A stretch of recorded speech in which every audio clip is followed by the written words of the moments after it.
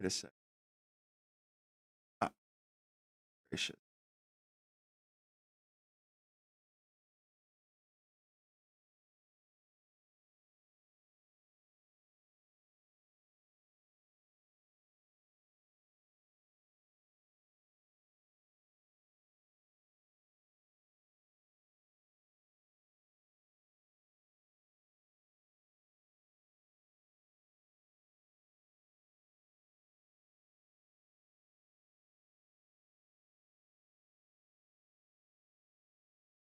Ah,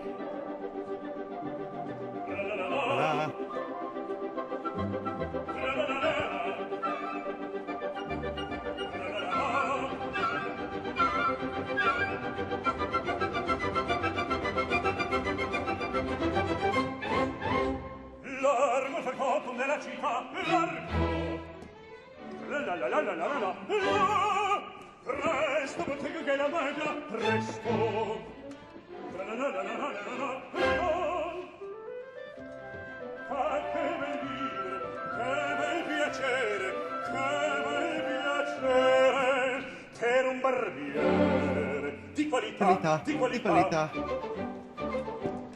Ah, bravo figlio, bravo, bravissimo, bravo!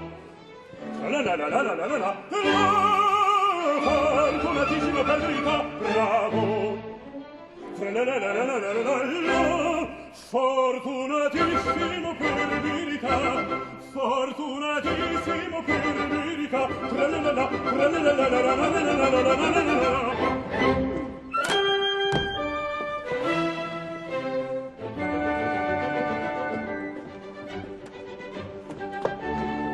Pronto per tutto, la notte e il giorno, sempre intorno gli rusta. Mil cuccagni e per un barbiere, vita più nobile non usina.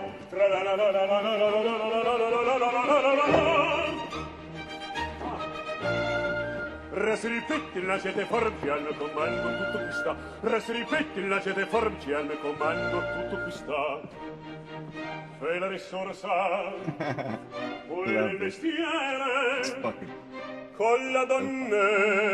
Con donnetta, le col donne. cavaliere, con la donnetta, La la la la la la. col cavaliere,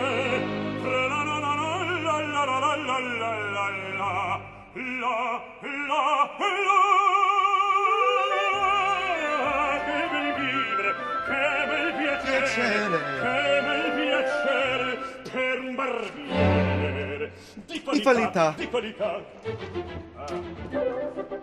Tutto mi chiedono, tutto mi vogliono, donne e ragazzi, vecchie fanciulle, buona parrucca, presto la barba, buona sanguigna, presto biglietto, tutto mi chiedono, tutto mi vogliono, tutto mi chiedono, tutto mi vogliono, buona parrucca, presto la barba, presto biglietto, Figaro! Figaro, Figaro, Figaro, Figaro, Figaro, Figaro! Ahimè, che funebre, che molla, uno alla volta, per carità, per carità, per carità, uno alla volta, uno alla volta, uno alla volta, per carità. Figaro, son qua. Ehi, Figaro! Son qua, Figaro Figaro qua, qua. Figaro là, Figaro qua, Figaro là, Figaro su, Figaro giù, Figaro su, Figaro giù, pronto prontissimi, sono come palme, sono le fantotum della città, della città, della città, della città, della città. Ah, bravo Figaro, bravo, bravissimo, ah, Figaro, bravo, bravissimo, ah, tu futuro, ah, tu futuro, ah, tu futuro, non mancherà, la la la la la la la la la la la la la la la la la la la, ah, tu futuro, ah, tu futuro, ah, tu futuro, non mancherà. Con il fatato nella città, con il fatato nella città, nella città,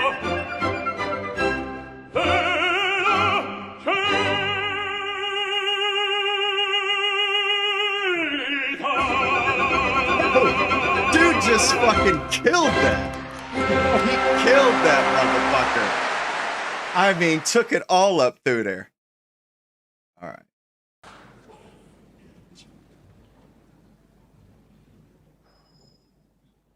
Man, you know, there's so much good music that comes from the opera I had no idea. You see if you guys remember this or have heard this one.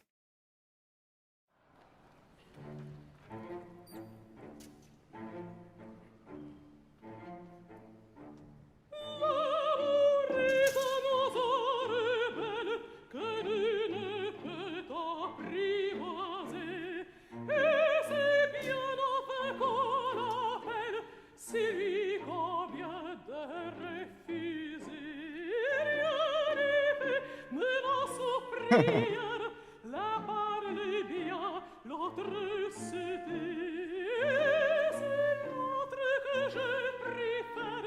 Il n'a rien dit, mais il m'appelait.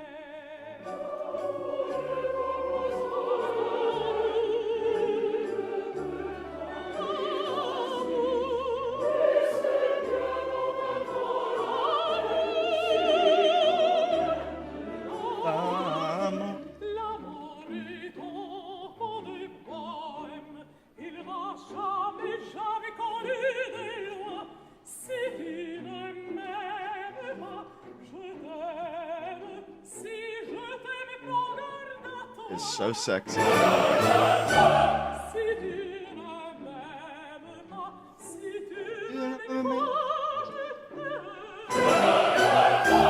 Et si je t'aime, si je t'aime,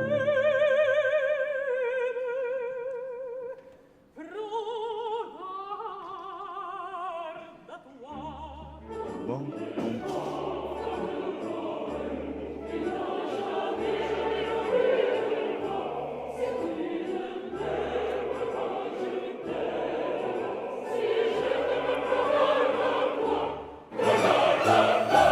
Si tu ne m'aimes pas, si tu ne m'aimes pas, je t'aime. Mais si je t'aime, si je t'aime,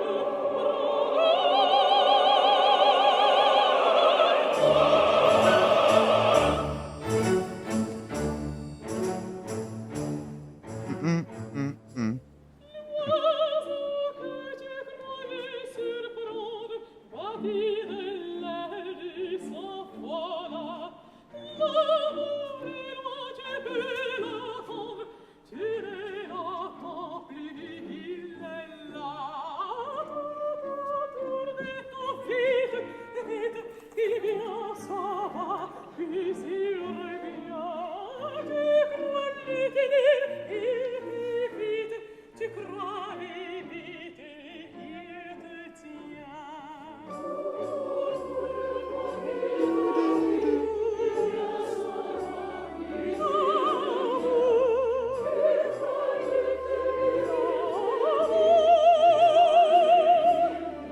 L'amour. Il n'a jamais, jamais connu de loi. Si tu ne m'aimes pas, je t'aime. Si je t'aime, prends garde à toi. Si tu ne m'aimes pas, si tu ne m'aimes pas, je t'aime. Et si je t'aime, si je t'aime,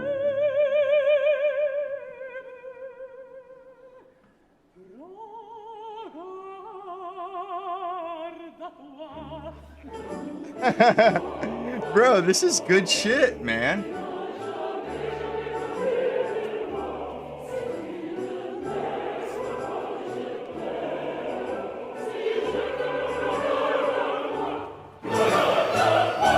Si tu ne m'aimes pas, si tu ne m'aimes pas, je t'aime. Mais si je t'aime, prends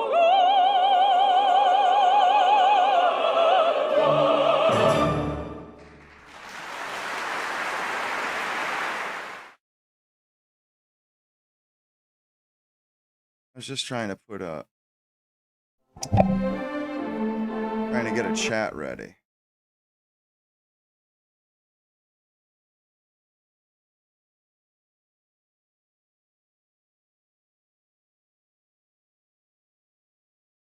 There we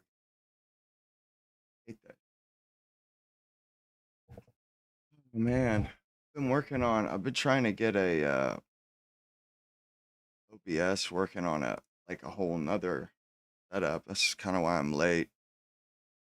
Uh, it's like I want to do it right. Like if I have to sacrifice a show, it's oh well. Which by the way, my ad's on again.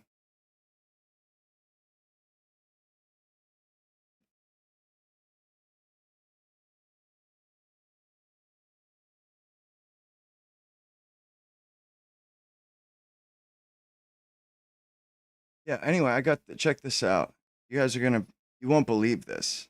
Like seriously, you will not believe this. Comes from I think Plutarch in antiquity, like way thousands of years ago. But this shit is gonna blow your mind right quick.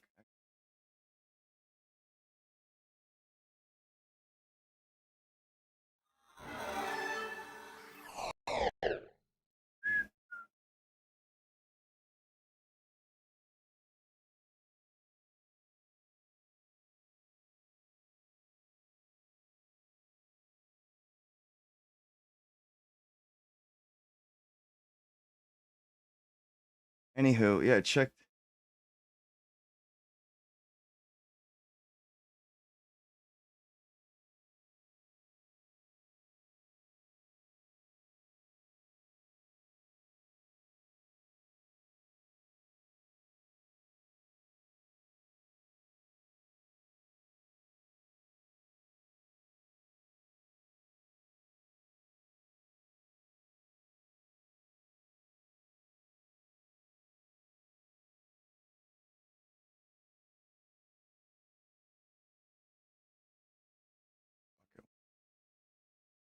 Check this out, though. The Women of Miletus, a traditional story by Plutarch.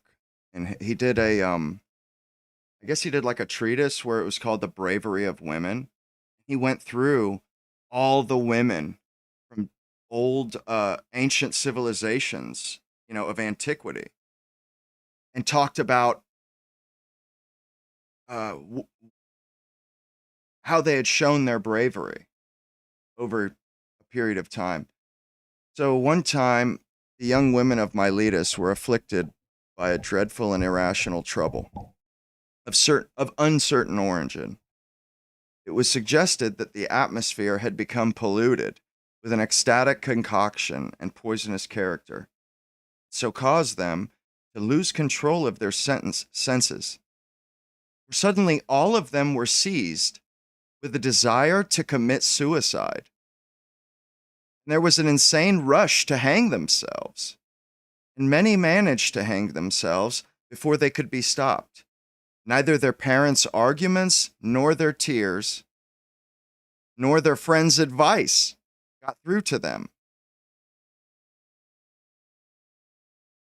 The affliction appeared to have been sent by some god, to be more than human ability could handle, until the time when a sensible man proposed an ordinance that the women who hung themselves must be carried naked through the marketplace in their funeral procession. This ordinance, once approved, not only prevented, but completely stopped the young women from hanging themselves. Precaution against ill repute is a clear indication of goodness and virtue, and the women who were not afraid of the most dreadful of all possibilities, death and suffering, could not bring themselves to bear the thought of the disgrace that would come to them after their deaths. That's insane. Like, bro, how is this not like known by regular people?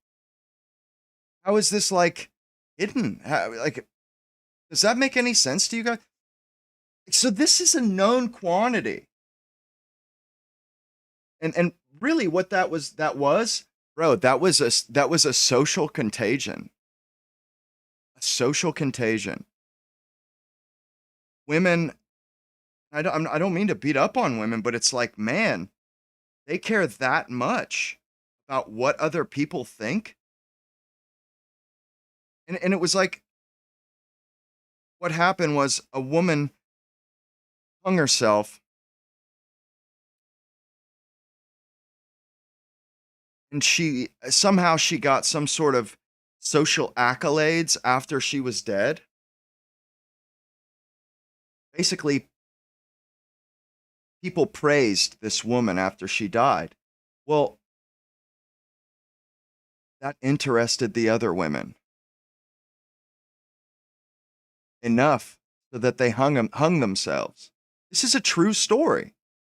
I'm not bullshitting you here. This is a true story. And some random dude was smart enough to see what was going on there and to offer a solution that completely worked. So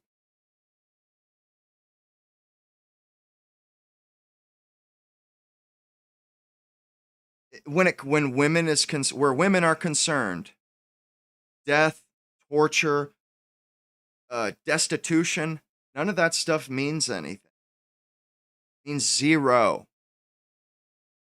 It has to be, if you want to motivate women, you got to do it through this social reputation. And the thing is, nowadays, is they have, man, this pissing me off. Anyway, these women nowadays, they have the sisterhood that is, and you know how the sisterhood is, man. They're vicious. They are vicious. And they're constantly, yes, girl, and all that garbage. That's why the sister, that shit controls them, man. And if we want to continue into we can't get women to have kids and stuff, well, this is the only way that that's going to happen, man, is if you do it, where it's like, and that means we have a lot of power too. Because it's not just the reputation with the sisterhood. It's their social reputation, period. So if all men banded together and in unison shamed women for only certain behavior, we could discourage that behavior. We could discourage it as just men, if we like overtly in public, you see a woman wearing something, just start laughing at them and say, look at you, just bash them, not bash them, but embarrass them in public. They will, bro, these women were hanging themselves, were committing suicide until somebody said, yeah, you commit suicide and we're going to parade your body through the street, butt ass naked, and we're going to laugh at you, this, that, and the third. Nary one of them committed suicide after that. So, that means that we have a lot of power. Like a lot of power. Because nothing their parents could, nothing anybody could say could get them to, to the point where people would be watching their daughters or whatever, watching them, keeping an eye on them, and their daughters would figure out a way to get away from them or to get to get enough time to hang themselves. So they're we know what motivates them. Okay, now all we have to do is implement that in life. And we have those tools available. We absolutely have those tools available. It's not like I said, this isn't something that only the sisterhood has. No. This is how they respond to all social standards and stuff. And the reason apparently that there was some sort of social cachet for them to commit suicide. It was motivation, it was keeping them they were fighting to do it, and going through great lengths to kill themselves. Yeah, until the women that kill themselves, there's a new ordinance, and they're going to be even after, bro. These women were talked out of doing it from the idea of what of their reputation being destroyed after they were dead, not even while they were alive.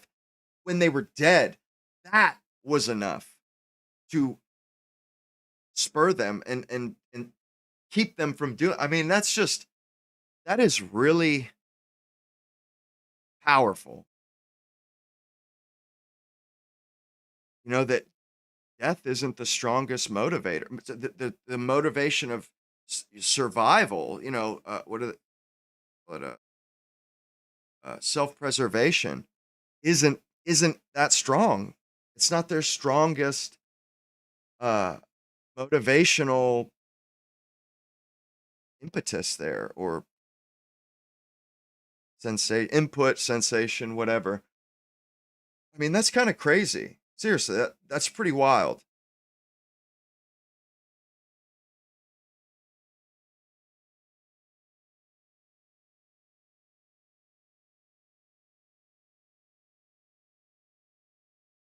So I wanted to talk more about this Lindsay Clancy thing because I am just at my wit's end with it.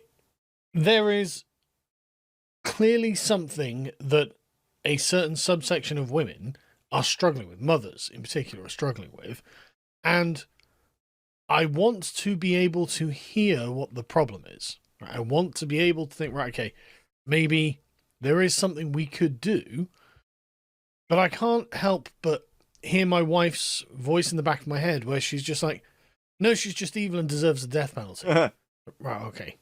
I mean, maybe my wife's right. Good to know. But I'm a bit softer than my wife when it comes to crime and punishment. Not by much. A little bit.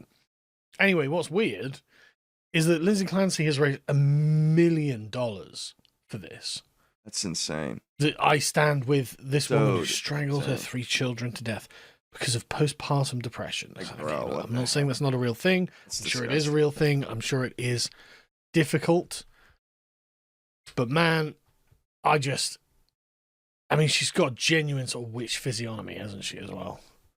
Like, if there was ever a woman who I think might do it. Anyway.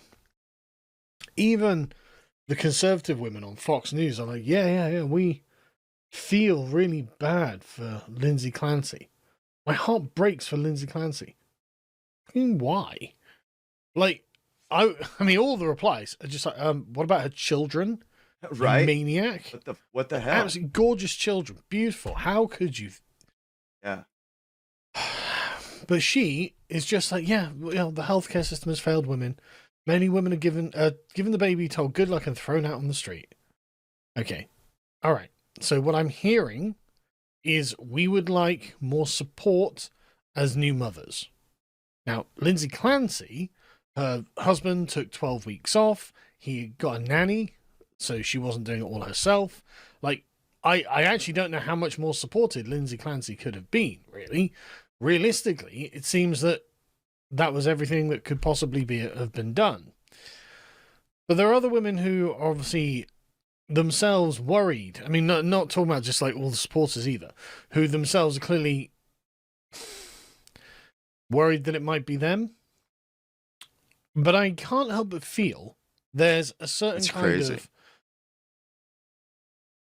social contagion about this. There's a certain kind of give me attention coming out of this. I don't think it's controversial to say that women are more prone to seek social affirmation than men. I don't think it's controversial to say that women are more concerned about other people's opinions than men are on Certainly average. And I can't help but feel that there's something about this in this case and everyone, the women's response to it. Kinda. I mean, there have been some demented things that have come across my timeline recently. Like the women throwing ice into the bath rather than harming their child. It's like, right. I mean, that one on the right where she's holding what is a very, very young baby, like, you know, a week old sort of thing. It's like, me too, Lindsay. This is psychotic.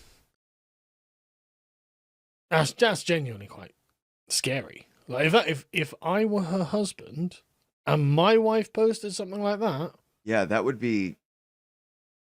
This is,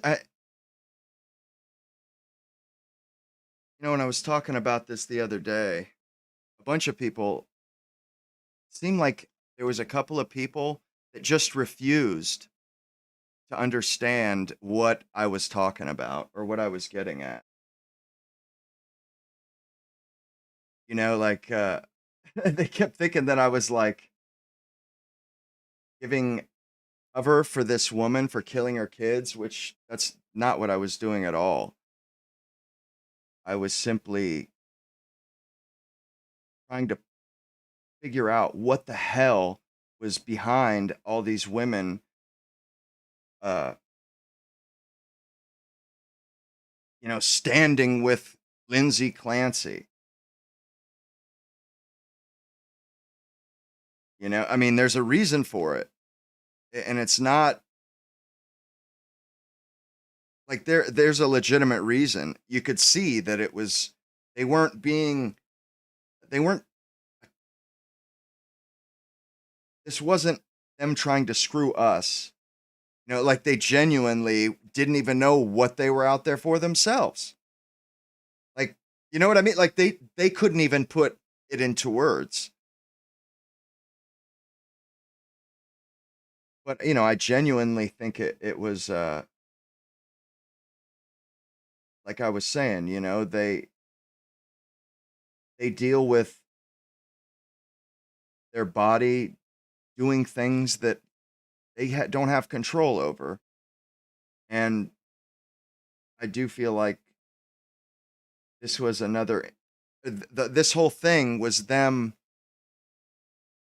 just basically identifying with what that woman Lindsay Clancy was saying. Basically, I couldn't stop it. I couldn't stop myself, which I don't know how true that is. But the women are saying, hey, there's other stuff that, yeah, we can't stop either. Our periods, this, that, and the third. So we can relate. Also, I don't know if any of you guys have ever seen this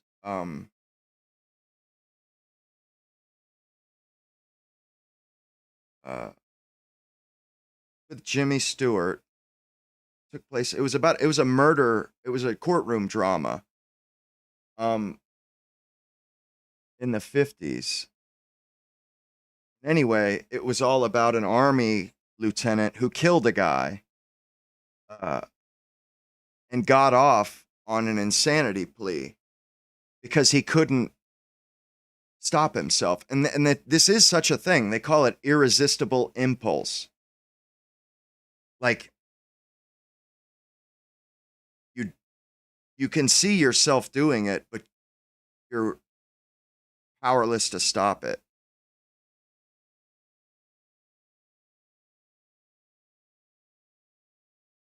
And this is real.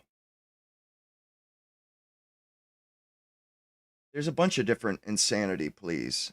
And that one, irresistible impulse, they said it was like if you see the person from the outside, like as a witness, they would look like a mailman, knowing their job and getting to it. Like the guy, when he shot this guy, the other people that saw it said he looked like he was the mailman delivering the mail. The dude just went right in there with, and just plugged this dude. The guy raped his wife. So he went up to the guy's bar and just plugged his ass right then and there. And he ended up getting off in the movie. But with this irresistible impulse, it's the same as temporary insanity. Like you can get off of that stuff. No, they're not being ironic for this woman. I don't even think they honestly understand what the hell why they feel this way. And we shouldn't expect women to always know either. You know, just because they have a feeling doesn't mean they know how to articulate it. You feel me?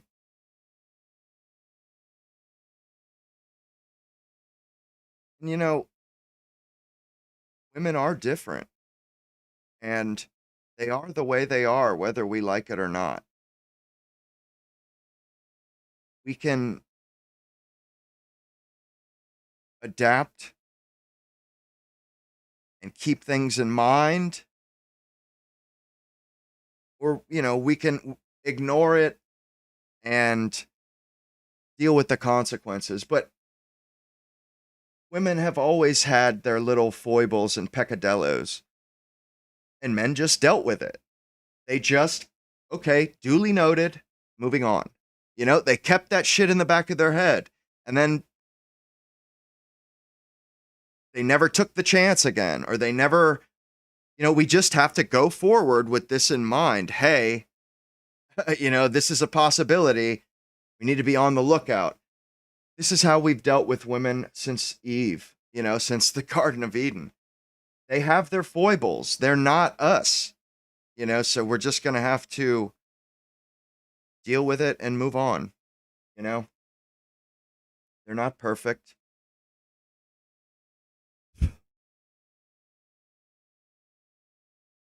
I'd be worried. I'm not going to lie. I would be worried. And I don't even know what we're supposed to say, but the thing about social media is it's never the message itself, right? The medium is the message. And what is the medium? The medium is, I would like attention.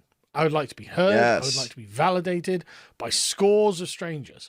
Like, who knows how many people, millions could possibly have seen these videos. You know, and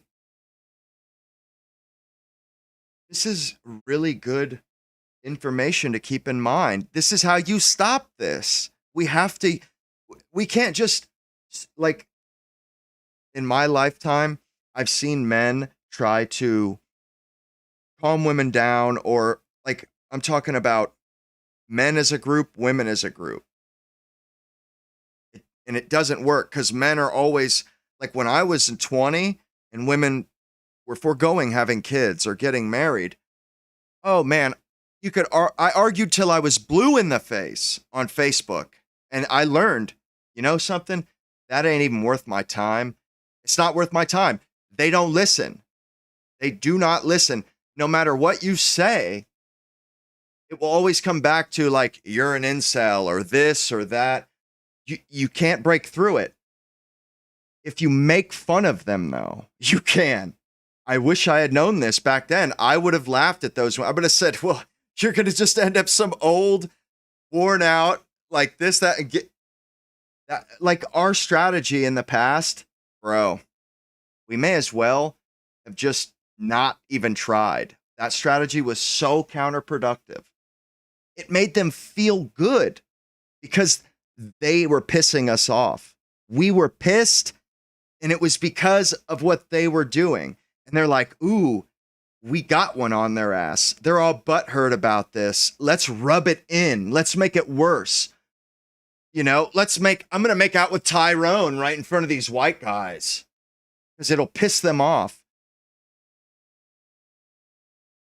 So, and you notice men don't do that shit anymore. Men don't try to argue with women when they're, when a woman's determined, when she's hell bent to fall, you may as well just let her, bro, you ain't going to hold her up. She's going to fall. What do they say? You can't turn, you can't turn a hoe into a housewife. What was that? Use a Hoe by Ludacris. But Captain Save a Hoe, bro, it doesn't work. It's a waste of your time. It makes you look like a punk. It doesn't fix anything. It doesn't get the woman to do something. It makes you look like a punk. So going forward, that's the wrong strategy. It's the wrong strategy. It doesn't work. What works is shame. What works is embarrassment, humiliation. We need to get in that ass on the embarrassment. Get in that ass on the shame. And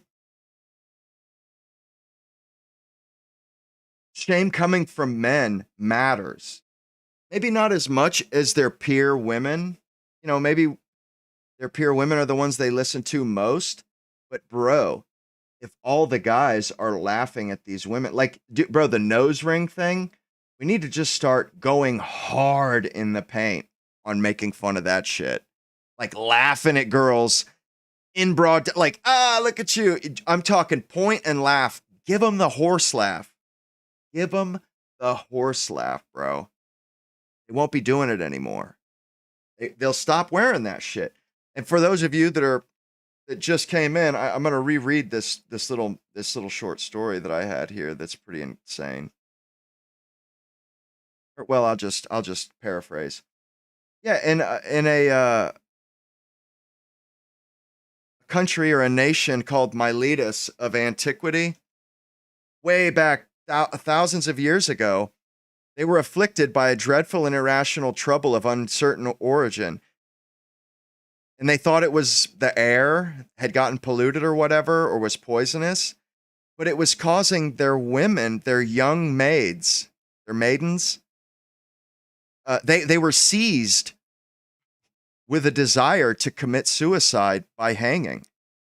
There was an insane rush to hang themselves, and many managed to hang themselves before they could be stopped. Neither parents' arguments, nor tears, nor their friends' advice got through to them.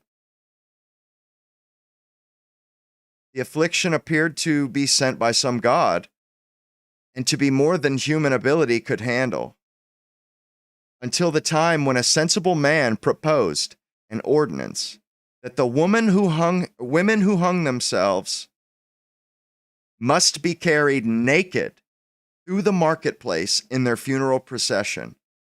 This ordinance, once approved, not only prevented, but completely stopped the young women from hanging themselves.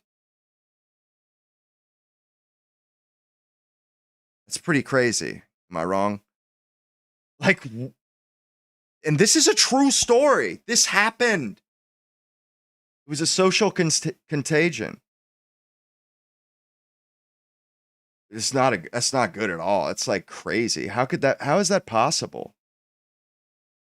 Like social contagion with suicide. Like their self-preservation wasn't as strong as their sensitivity to shame and post-death shame. Like they wouldn't even be alive to see the shame. Didn't matter.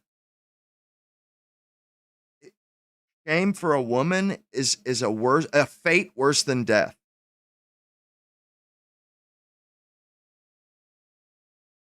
It's good to know.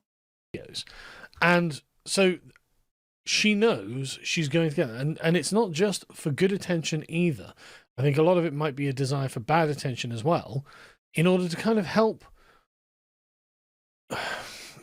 close off the part of them that is making these kinds of demands. Because I genuinely suspect that these women they don't want to feel hostile to their own children, obviously. But I get the feeling there's something evolutionary at work here. They're just like, right, okay, I can't help what's happening. Why do I feel this way? This is awful. I don't know what to do about it, blah, blah, blah. And maybe the negative attention helps them put those sorts of horrible thoughts back in the box. Everyone has intrusive thoughts, and you're just like, yeah, no, I'm not listening to that. Obviously, I'm not listening to that. And maybe having, lots of people replying to you saying, what are you talking about? That's disgusting. Yeah, no, that's wrong. That's horrible. That's evil. That's cruel. What am I even thinking that for? Conversely, it could be that they're just, they just really want validation for the way. I hear what you're saying, Roisin. But at the same time, procreation is a pretty powerful urge. And I could see him thinking, everything turned out okay. So it was just something, it was nothing. It was nothing. I guarantee you, he had that thought. And it happens so rarely. I mean, this isn't something that it's big news when this happens. I would imagine that he just, I know that it's like, that's not something you take a chance with, but it's like, at the same time, it's easy to think that couldn't happen. It could never be me. People say that all the time, famous last words. But, that is one of our sort of, uh, that's kind of a human weak point, just to kind of rationalize things away. And people love children. And I could see easily him being, just explaining it away, rationalizing it away. And I don't think it's terrible that he did that. This happened. It's a shame, but it's not his fault. I just hesitate before I would. This happens so rarely. I think there's too much being made of it. We always keep this in mind. I've brought it up a few times in the past, maybe since I've been streaming. I know I brought that up a couple times as just like, because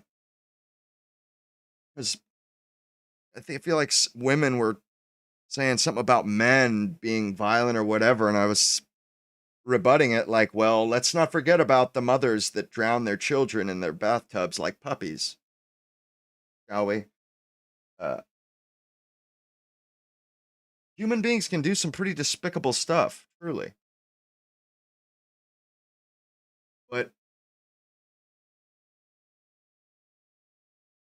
usually somebody's past behavior is a good indicator of their future behavior. People don't usually just lose their minds out of nowhere. Typically, you see it coming. Although she did say something to her mother-in-law.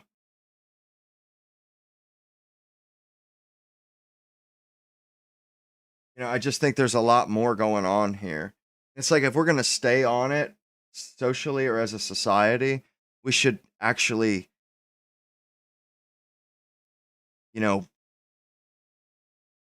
take it seriously, have a little grace and understanding, and not just go attacking and throwing epithet. Like, that people tend to do that, to see things black and white, and then, if a woman says, I've had these thoughts, blah blah blah, I could see a guy immediately going, "You disgusting wench," just taking the volume to 11 off rip. That's stupid. It is so dumb, counterproductive, 100%.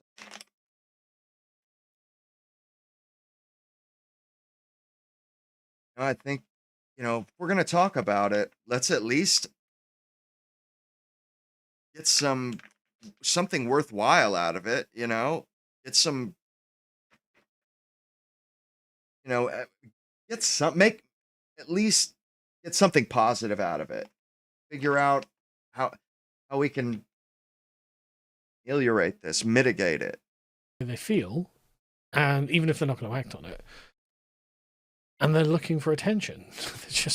This is actually just part of a kind of natural attention seeking. It is. It is 100% operation, as it were. I mean, I saw this one where this woman says, "Yeah, I'm going to vet men that I'll date by asking them if they believe Lindsay Clancy should be in jail or not." Stupid. She murdered 3 children, her own children. Even if you could somehow, in your heart, find it possible to say, yeah, actually, she's the victim, I think she still should be in jail. I mean, personally, I'm finding myself agreeing with my wife. She should get the death penalty. But I doubt she's going to get that. But this, again, just The medium is the message. It's not like she's not telling her friends this. She's not just resolving this in her own head. She wants to create a response and a ripple effect going out in the sort of the hive mind. She wants women to all agree, no, don't we all have this issue with ourselves? Aren't we all trying to simply understand that we could have all been Lindsay Clancy, and therefore I'm not going to go on dates with men who think that she's a criminal. You know, we are all in the same boat here as far as this is what these women are trying to say. And so it's not just about looking for validation. It's also about trying to make sure other women agree. And another thing about women's social validation seeking is that if they see a woman is gaining lots of social status from a certain thing, then other women, to gain this social status, will emulate that thing. Now, I'm not saying that's what happened in this case. But with this is, we keep getting these things are followed so hot in the heels. This case is a lot more like what my wife thinks happened with the Lindsay Clancy case. My wife was like, yeah, no, she's doing it to get back at her husband. And in this particular case of a young mother who murdered 2 of her children, tried to kill 3, but failed to kill the 1-year-old. She had 3 children, a 5-month-old, 3-year-old, and a 1-year-old, and she cut all 3 of their throats. The 1-year-old survived, so thank God. But the other 2 died, and the last thing she said to him was, say goodbye to your children. Say goodbye to your kids. So this is one of those cases of, yeah, I'm doing this to get my revenge on you. Which is just, honestly awful. I mean, she seems to have had a bit of a history of being an absolute lunatic, right? But the point that I'm trying to get to, and I'm trying to get to it quite... I don't want to be belligerent about this point, right? But there is such a thing as a social contagion, and I do think that women are more prone to it than men because of the natural... We legitimately know that they're more prone to it. I remember cutting was a big thing when I was in my early teens. It was a big enough thing to where I still see women with scars on them. I still notice it. They'll be on their wrists or their thighs. By the way, steer clear of those women if you catch them, or if you just notice stuff like that. Usually they get over it, and most of them that I ever knew, they got over it, but it's still one of those things to look out for. At least keep it in mind if you see it. That, bulimia, anorexia, like these things are social contagions, big time. Also, the trans thing, remember that? Bro, all of a sudden, it went from a 5% of 3% of high schoolers identified that way to 20% in like 2015, 16. It was insane, bro. It just skyrocketed up to a fifth of the high school pop. It was insane.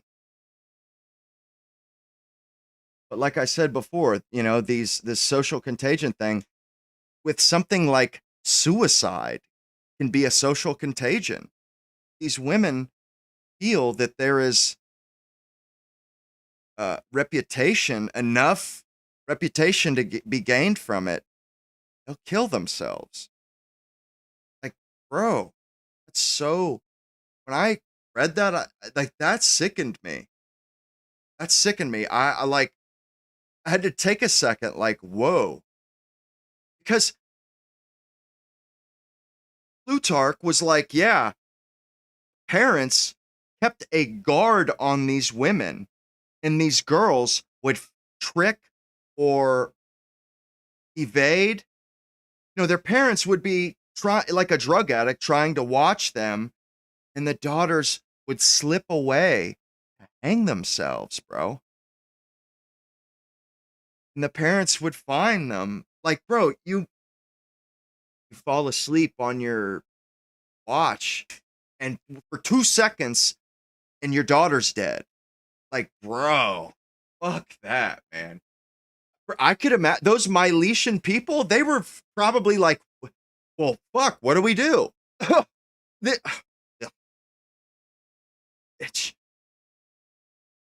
but that random citizen that said, yo, they can make an ordinance that their dead naked bodies going to be paraded around town after they do it, and watch how quick they stop.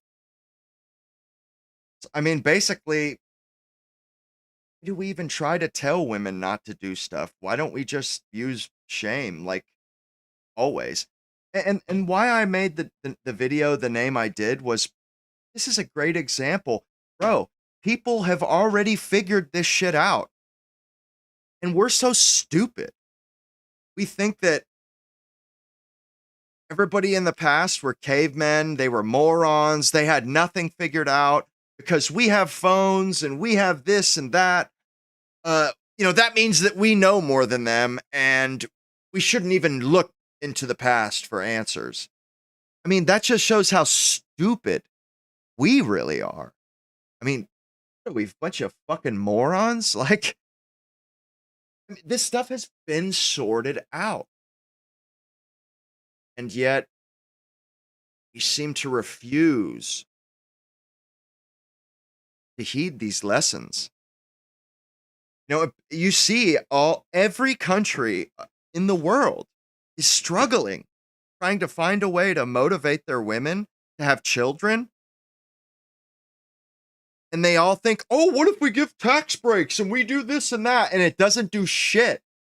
Because that's not what moves women. That's not what motivates them. A reputation and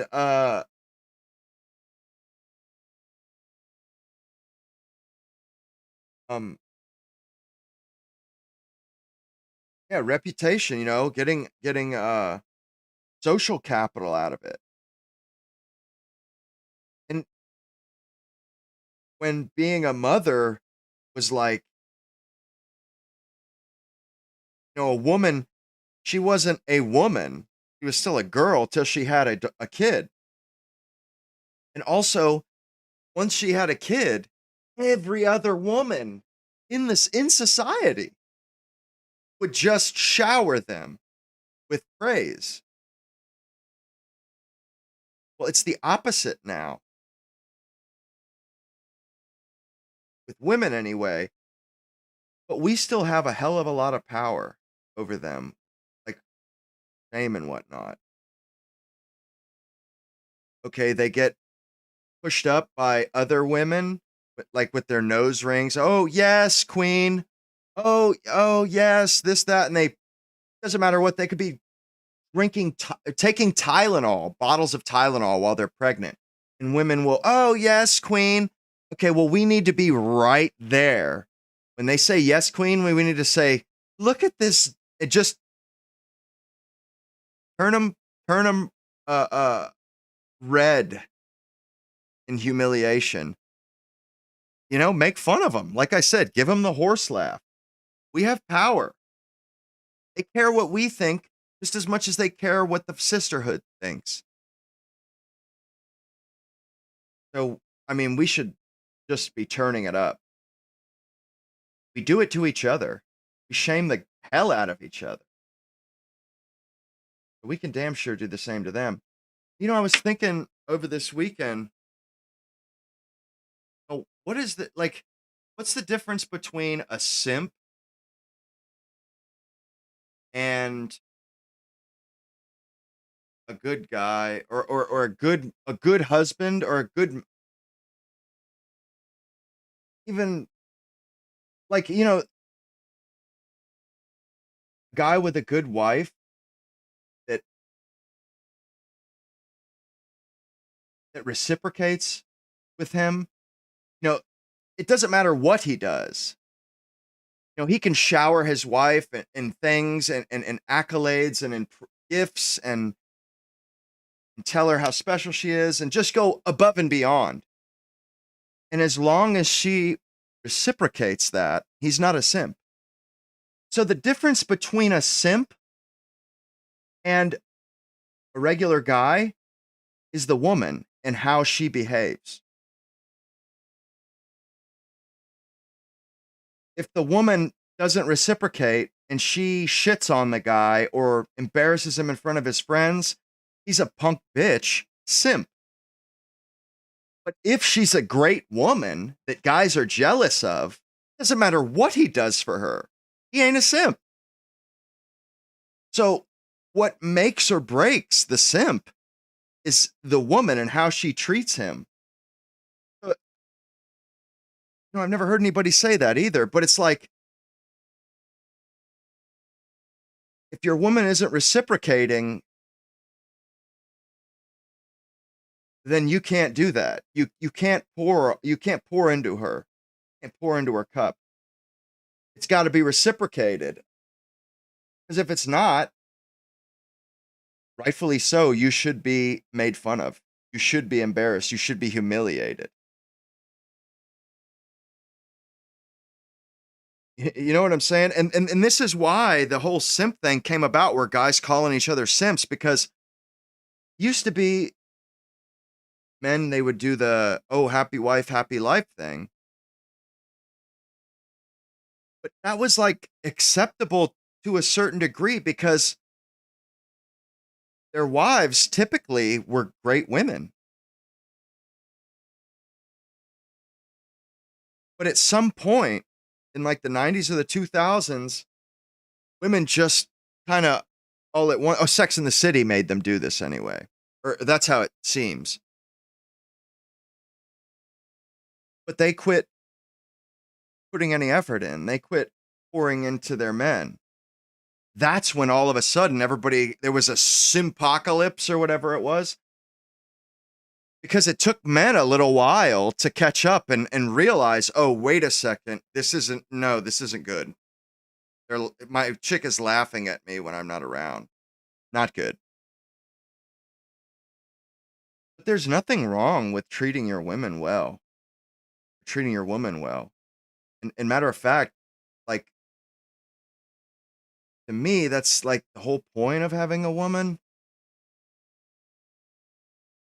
I'm just not interested in having a woman if it's like platonic or if it's just sex. Like, bro, I'm just not interested in that, man.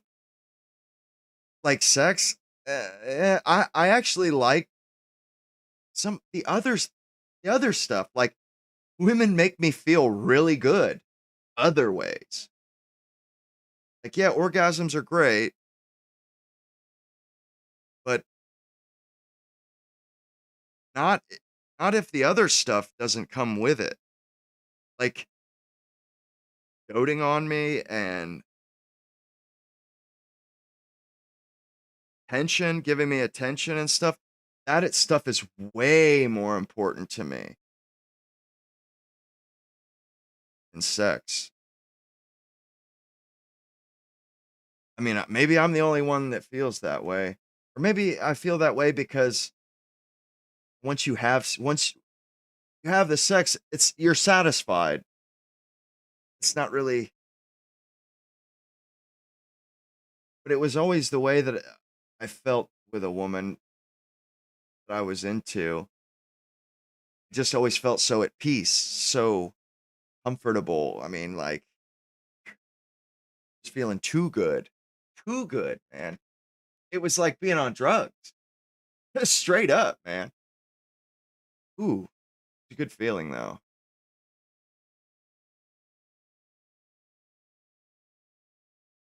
But yeah, the simp thing, when I was thinking about it, that kind of seemed kind of profound to me. Like, why don't we talk about this? Why don't we, and nobody talks about it. So women don't even realize, because you hear the women saying, I like simping. What happened to all the guys simping? What happened to the good men? What blah, blah, blah, blah, blah, blah. They're just totally fucking oblivious. Oh, what happened? You happened. Like, guys like being like that. And but guys don't like being used. Guys don't like being fucked. That's not fun. Cuckolding, was reading about this too. But cuckolding, that's something that a young wife would do to an older husband. Because 300, back when noblemen were around, if your wife died at 30 or 40, you had to have kids for your name, for your house, your family. You had to. So if your wife died or she couldn't bear you kids, you'd have to go get another one no matter how old you are. But it was something that typically happened to older. Although I guess, times change and that's just the way things go. I guess there's nothing for it. I'm not sure if it is happening more or less to older guys or if it's happening to 20-year-old guys with their wife or 20-year-old wives. Although I find that hard to believe. Because when they get married at 20, it's usually because they're like sweethearts, and you know how women are in the high school sweetheart relationship. They're like head over heels for that guy. They can't even see other men. Like I said this on Saturday night. Guy that I used to of my foreman, AV tree service. I think I was 26 or 28. He was 20, 21. He was my boss. Him and his wife have been married for like 2 or 3 years. They got married right when they graduated, and they had like a 3-year-old daughter. They were the only married couple I knew that was that young and had kids. Had a kid that young. But you know something?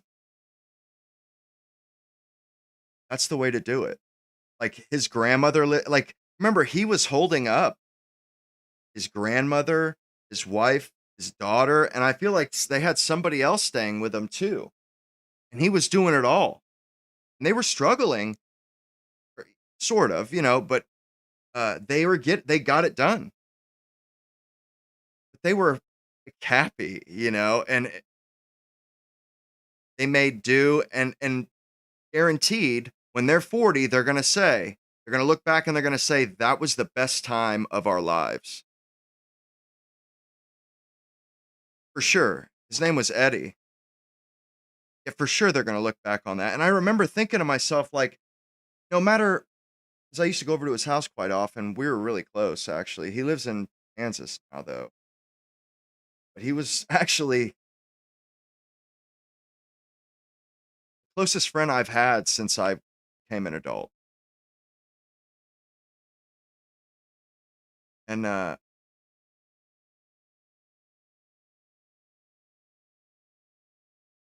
was just a really good guy, laid back. And his wife, she gave him a lot of grief.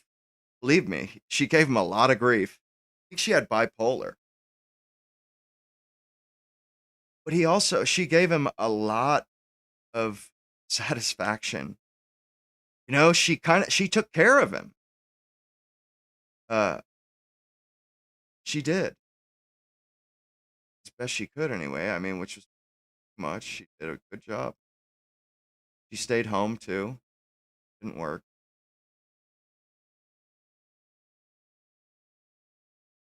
He drove a Toyota Corolla. She didn't even have a car or nothing. But they got it done. They made do. Another thing I was thinking about was like, you hear women saying,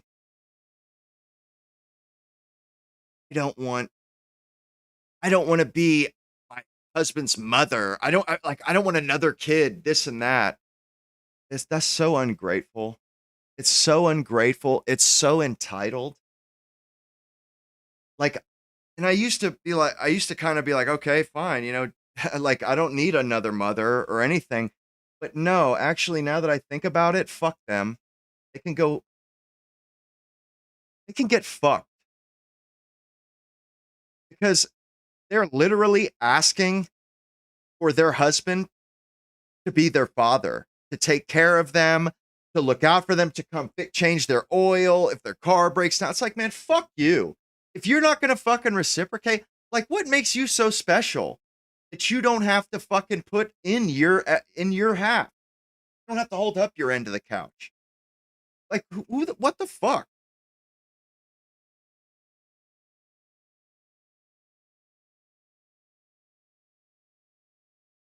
Women historically want to take care of their man. I mean, and as far as I'm concerned, if I get a woman that's talking like that to me, I'm just going to walk out. I'm not going to argue with her or anything. I'm just going to leave. You know what I'm saying? Because she don't like you that much. If that's how a woman's talking to you, she don't like you that much. And they're just going to have to realize that, hey, yeah, a marriage and a relationship, yeah, there's responsibilities. Yeah, you have to do stuff for the other person. It's not like a roommate where you're fucking and you're roommates. No, hell no. Like, you want me to change your oil? Do my fucking laundry. Like, for real though, unpaid labor. You know, if they insist on this shit, well then fuck it. Like, never mind. You know, as far as I'm concerned, if they insist on being that way, then what's the point? Straight up, what is the point? This shit isn't unreasonable. Like, really, it's not. And also, they should want to inspire you.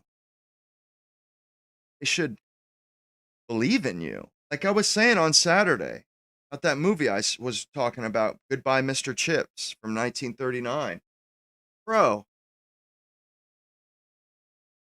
back then, women saw it as their duty to make their man whole, fill in any sort of gaps that were missing. You know, if he was self-conscious or something, or a little bit shy, she would make sure to remind him not to be shy.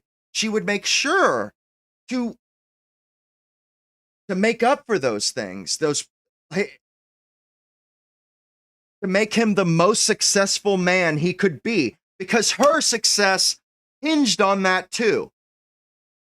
So you marry a man, you got to make the best. That guy's got to do the best he can. And it's up to him and the wife to make sure that that's the case.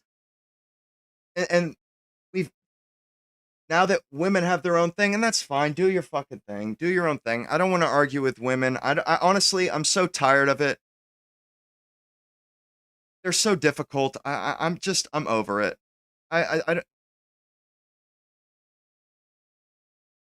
It's more trouble than it's worth. But, you know, these women, their quality of life depended on how successful their man was. So they made sure that if he needed to be reminded of something, they would remind them. And I tell you, another thing is what's done a lot of damage is these stupid shitcoms, these situational comedies. Those have done a lot of damage because women, they think we're fucking morons, and they don't want any part of that man, the sitcom dad.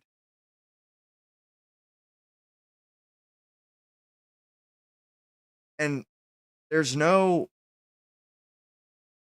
female equivalent to the sitcom dad. I guess maybe Phoebe from Friends, but she's the exception, not the rule.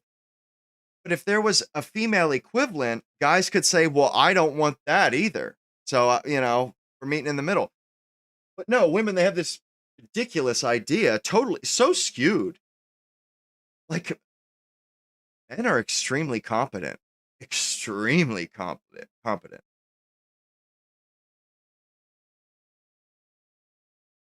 I mean, and that's why we don't say anything. I think men are usually on whole pretty modest.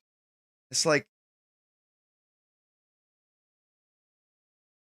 we don't need to waste our breath explaining ourselves or trying to convince people of our quality, of our prowess.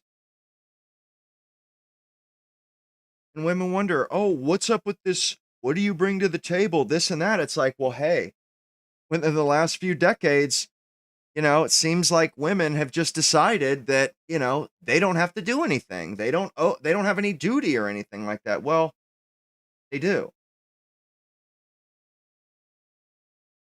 And that's why men don't approach anymore, because it's like men approaching is men saying these terms are acceptable. That's what, when men approach, that's what's being said. The terms that you're offering women are acceptable. They're not fucking acceptable. Not even close. Not even close. I will crash out over this shit because it's that simple. Not even fucking close are women today. Whoa. And that's why guys aren't coming up to them, because the deal is fucked. It's fucked. It is not a deal at all. It's like the Treaty of Versailles. We're just getting, or even worse. It's like the British Raj in India. We're just being asset stripped. And in the end, they just end up hauling ass and taking all our shit. Nah. No, sir. No, sir. Not only are you not going to be sweet, demure, modest, submissive, but you're going to fucking treat me like a dog or a punk, simp, and then bail with my shit. And that's why guys aren't approaching, because I know the guys in the chat, they already know where I'm coming from, but you know how women, they say men are supposed to pay, and it's like, and then women, they try to do this this trickery, this chicanery. They say, oh, whoever asked the other one out on a date is the one that has to pay for it. Really? Oh, that's so clever. You're so clever, ladies. Oh, listen to you. Like, oh, we didn't see that the little fucking switcheroo there you pulled. And then they wonder why guys aren't approaching them. Because when a guy approaches that woman, he thinks, or she thinks, oh, this means I've got a sucker on my hands. I got a suck-ass nigga on my hands. I'm fixing to take his ass up through there. No, you can get fucked with that shit. Am I wrong? I mean, fellas, does this ring true or what? Thing is it's not that I won't approach a woman. It's that woman needs to act right, and approaching her it's almost for sure that approaching her is going to give her a big, fat, egocentric, bitch ass head. And it's just like, bro, you ain't that special. Like, bro. And I've had some good looking women throw some serious signals out of me. And I'm just like, nah, get fucked. Straight up. You're going to have to come up to me. Because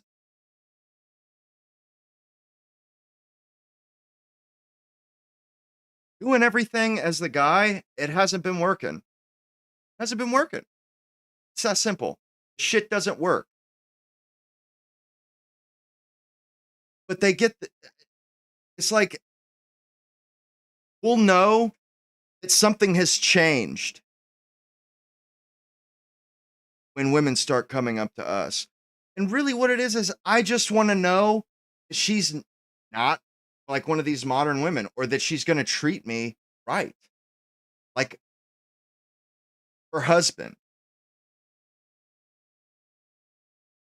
Like, and all this partner stuff, bro. No. I don't think so. That shit ain't. Yeah, I'll die alone. And, you know, like I've kind of decided, yeah, dying alone, that's cool. Because if you would have asked me at 18,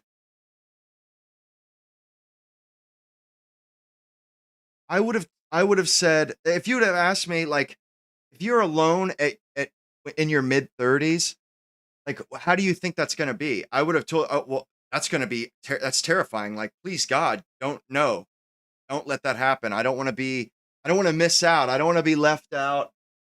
I don't, I don't want, and also, I would like to have kids. Like, I couldn't imagine, what would I do with myself? This, that, and the third.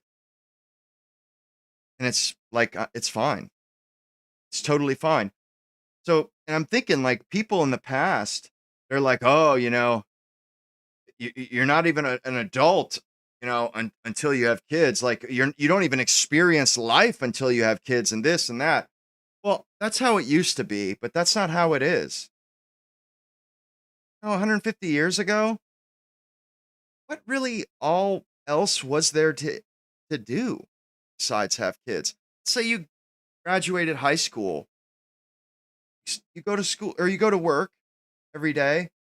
What else is there to do? So yeah, I could see how back then it's like, yeah, you better get married and have a kid, or have some kids, have a family, because what the fuck are you gonna do with yourself all day? They didn't even have TV and shit, bro. You know what I'm saying? There wasn't anything else to do. But nowadays, bro, there's too much to do. There's too much to do. Genuinely. Like, yeah, I don't just sit around pining for attention and company at all, ever. Like, no. So I think there's different dynamics are at play today. I don't think it actually matters like that anymore.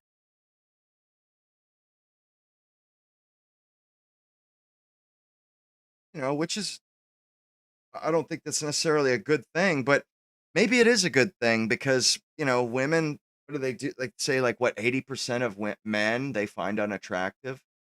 So, yeah, I suppose it is a good thing that there is a lot to do because, you know, uh, these strumpets nowadays, uh, their sense of propriety is whack. It's just, it's whacked out, is what it is. It's absurd.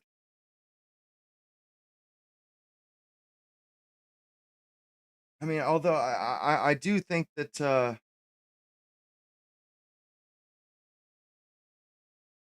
you need to get serious and start like I've been doing. Look at going through past, going through scholars from the past that had this shit figured out. Like I said before, the shame thing, it matters to women. And we're not doing it. We just keep our mouth shut, You don't see men saying anything online. See the women doing all the TikToks and stuff. It's like, man, it seems like men just want to go to work, come home, and that's it. They don't want to vote, they don't want to participate. And that just, bro, that shit don't work, man. It's not a good way to be.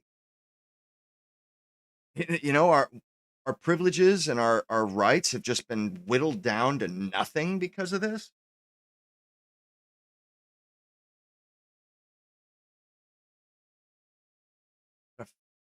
Find a way to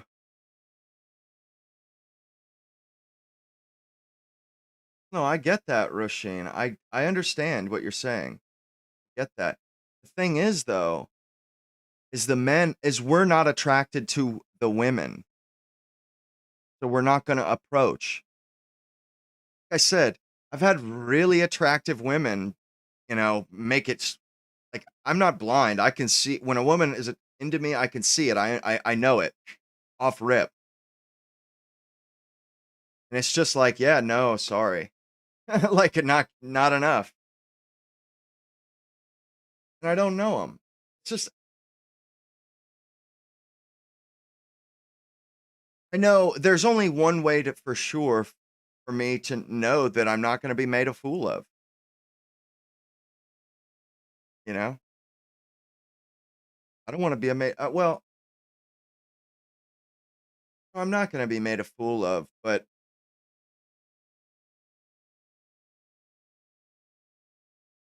a lot of fucking headache. I don't wanna fucking argue with every day. I don't wanna argue with somebody about what we're eating for dinner. Like, man, I mean, today it's like, bro, they think men want them to put up a fight with everything, and it's not the case. It's just not the case. I haven't dated a woman since my early 20s, my mid 20s, because every single one of them, bro, fucking Wicked Witch of the East or Wicked Witch of the West or whichever the green one from uh,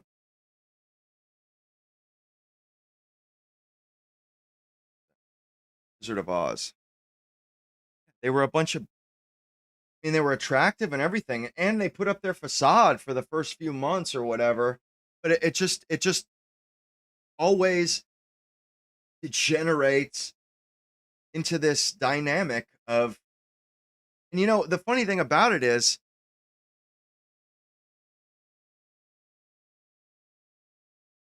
I'm very thoughtful with people, like arguments, discussions. I pick my battles very wisely, and I do a lot of thinking on that, on the battle. Like if I have an argument and if I have a feeling that I'm right, but I don't know that I'm right, I'll put that shit on ice. Then the next day, after I've thought about it for a few hours and got my argument all lined up, well, they hate that shit. They hate that shit.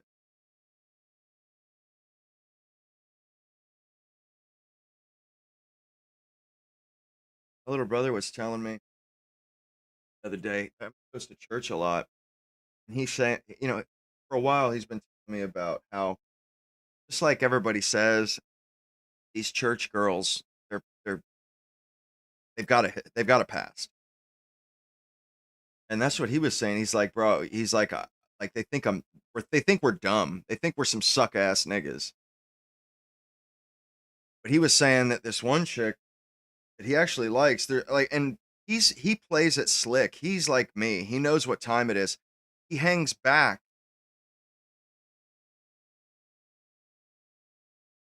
And this one chick, he said he's known her for years. And they would get into little quarrels and stuff all the time. I guess finally, recently, she did something that redeemed herself and for my little brother.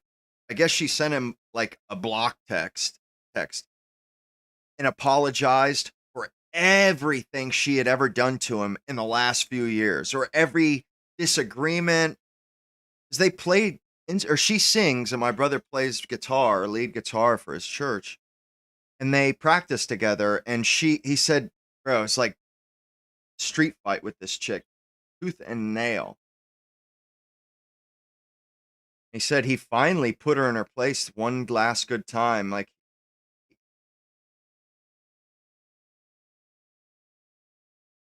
the texts he sent were so on point. Like ideas or arguments or a point that she didn't even really articulate very well. He could tell what she was trying to say. And his responses were so on point. She I guess she just kind of got into a prostrate position for him. Like, I'm sorry, please, you know. So he's taking her serious. I guess.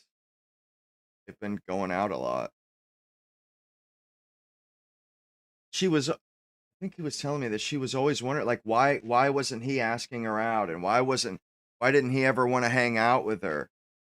Like, that's what she would be asking him.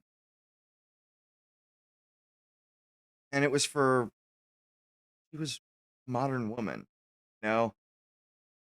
To pick where they went and basically be in the driver's seat and this and that, and he just wasn't having it. And I think that's kind of the dynamic that's going on with men and women all around the country, all around the world, is that men are no longer initiating. Women are just going to have to earn it. And it's like bingo. They have to call out the right number. They have to say the right thing. If they say the right thing, bingo, they're in. Open sesame. Doors open. But until they say the right thing, men aren't going to tell them what they need to do. Figure the shit out. You're smart. You're equal. You're a boss, bitch. Figure it out. You got this. Don't you have a degree? Don't you have a master's degree? You can't figure this out, sweetheart? Oh, I see. So you're going to die alone. You're just not going to figure it out, I guess. Okay. Oh, well.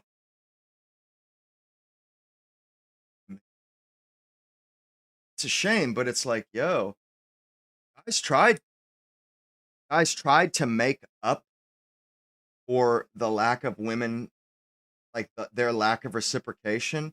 They got kicked in the fucking face over it. They got a steel toe boot to the jaw over that shit. People like, nah, fuck that now. You are gonna have to be proactive. And I get it. It's like, yeah, women will always be more attractive to the guy that walks up to them. But it's like, yeah, this isn't about individual women. It's like women in general are gonna have to do something. Like, it's not, oh, I'm not gonna walk up to that girl because, she just in case she's a bitch. It's like, no. You have women in general fucked up. They have made a butch. They have humiliated men for the last time. When they want to get their fucking mind right, quit hanging men up by a fucking tree in public and beating the candy out of their paper mache ass. It's just not going to change. Like, bro, women, they used to keep what happened between people when they were dating. People kept under their hat. Women used to have the good sense to keep it under their hat. But they get so much validation today from talking shit and from telling horror stories or from embarrassing men that I don't think they can stop it. I don't think there's a good chance they don't have the self-control. It's like, I'm not going to walk up and say something to a woman, initiate something. Or what? So I could say, okay, you want to go out on a date with me? And then we go out on a date. And then she fucking,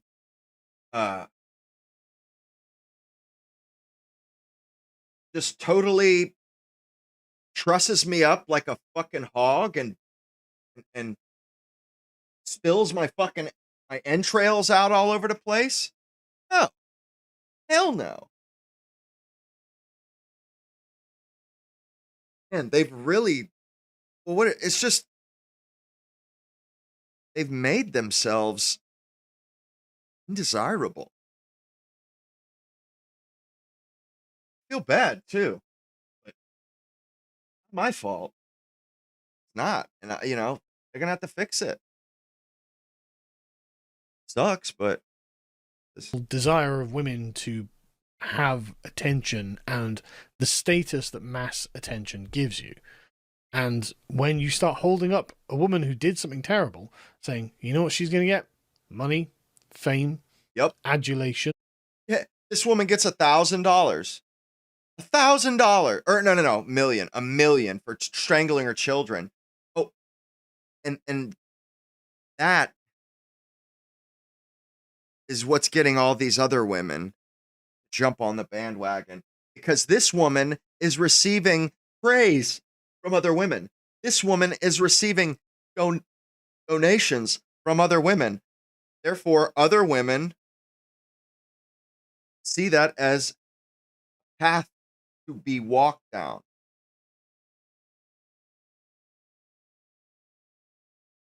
You should start donating to mothers. Start doing gifts and goes to mothers, and it would work. Guaranteed, it would work. She's going to get even left and right wing women being like, yeah, oh, she's just like me for real. Well, that is an incentive for other women to go down that path in order to end up at that same destination. And I don't think that's wise. And you may have seen this tweet going around. In the ancient Greek city of Miletus, there's a high-profile suicide by a young woman. Some other Milesian maiden saw the attention she got and committed suicide herself, and pretty soon they had a suicide epidemic. How did it end, you ask? Well, they tried everything, but the young women affected by this epidemic of madness seemed immune to reason. And the leader of the city decreed that the next suicide would be stripped naked and left hanging in the city centre to be leered at and rot. How humiliating, how cruel, how inhuman, but that was the last suicide of these women in Miletus. Isn't That's that a true some story, shit? by the way. It comes from Plutarch. Here's On the Virtues of Women, paragraph 11. Of the women of Milesia, a certain dreadful and monstrous distemper did seize Milesian maids. Wherever I've missed that up now. There we are. Paragraph 11 of his On the Virtues of Women. Of the women of Milesia, a certain dreadful and monstrous distemper did seize the Milesian maids, arising from some hidden cause. It is most likely the air had acquired some infatuating and venomous quality that did influence them to this change and alienation of mind, for all of a sudden an earnest longing for death, with furious attempts to hang themselves, did attack them, and many did privily accomplish it.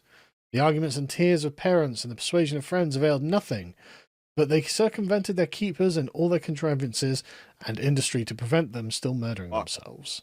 Oh, fuck. And the calamity seemed to be an extraordinary divine stroke beyond human help, until, by the counsel of a wise man, a decree of the Senate was passed, enacting that those maids who hanged themselves should be carried naked through the marketplace. The passage of this law not only inhibited but quashed their desire of slaying themselves. Note what a great argument of good nature and virtue this fear of disgrace is. For they who had no dread upon them from the most terrible things in the world, death and pain, could not abide the imagination of dishonour and exposure to shame, even after death. So, what Plutarch is telling us is that the attention and adulation and concern, if you're seeking attention and you say, well, I'm going to kill myself, suddenly everyone's giving you if you're craving attention, well, you've got the attention, right? And the social nature of these concerns is only abated when the threat is you are going to be defiled and shamed after you are dead. So basically, I don't think we need to go quite that far with Lindsay Clancy, but if she'd had her head shaved and was treated ignobly, then I think we'd get a lot fewer women saying, she's just like me. Yep. Just a thought. They wouldn't want anything to do with her. They'd be like, whoa, yeah, she's not like me at all. If they thought, oh, yeah, these... thing is, though, man, is that basically the state, bro, We don't actually have any authority or anything over women. The state is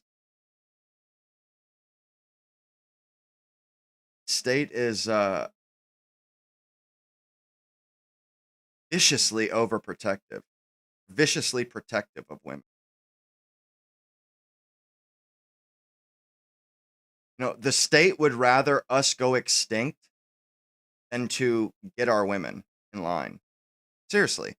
They would just as soon watch us all disappear, just import new ones, than let us do what is necessary. That which is insane. Like I've been on this opera kick lately. Do any of you guys remember watching Looney Tunes as a kid and seeing the Wagner short where Elmer Fudd is wearing pigtails and the golden armor, and Bugs Bunny and him are like chasing each other and shit? And it's the Ride of the Valkyries. Dun dun dun dun dun dun dun dun dun. Dun. And also Harbor of Seville, where Bugs shaves Elmer Fudd's face. But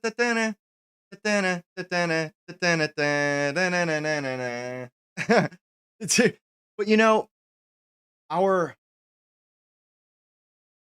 elites, our upper class, our intelligentsia, our academia, once upon a time, they did care. And Looney Tunes playing opera is proof.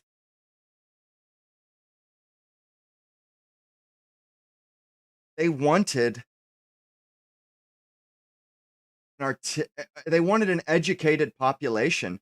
They wanted citizens that had a taste for opera.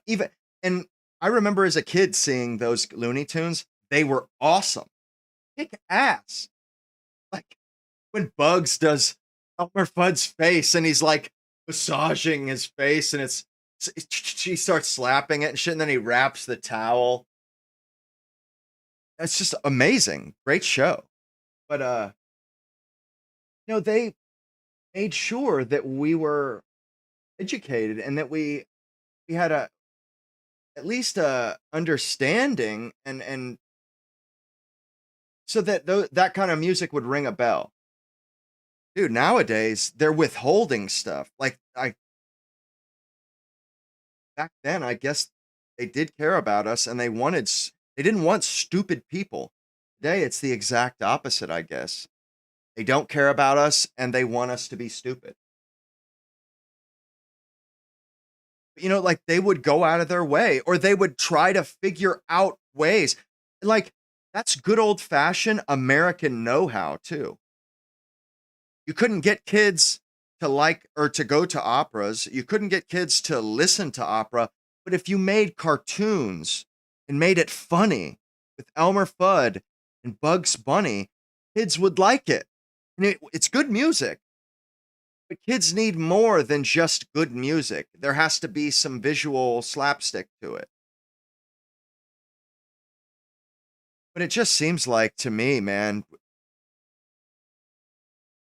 we used to care. We used to get it done. And it's just like, that's gone, man. We don't do that stuff anymore. We don't care anymore. We don't care about other people. We don't care about, it's so depressing. It's and tiresome.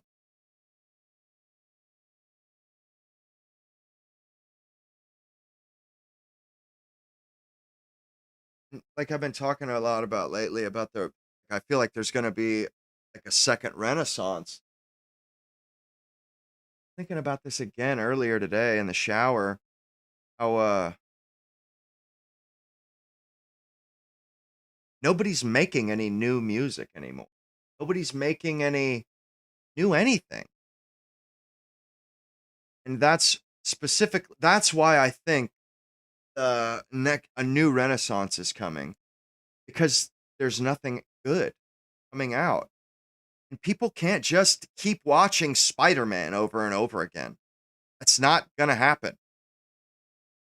people are going to start turning to the past. Hopefully.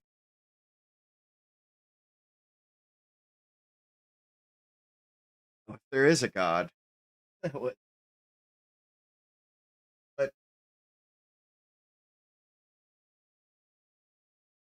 yeah, I think, that I'm already doing it. I'm already turning to, like, because I kind of want to be ahead of the curve. But we're gypped so hard, man. So hard, bro. TikTok, doom scrolling, X, dude, that is not good stuff. It's not good for you. It's not entertaining. I don't know. But other ways have to be found.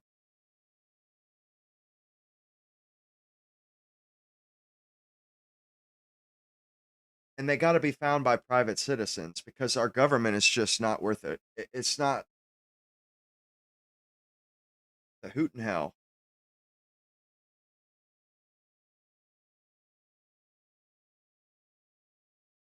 Why do you say that? Cool. What's up, dude? I never seen you here. What did I say?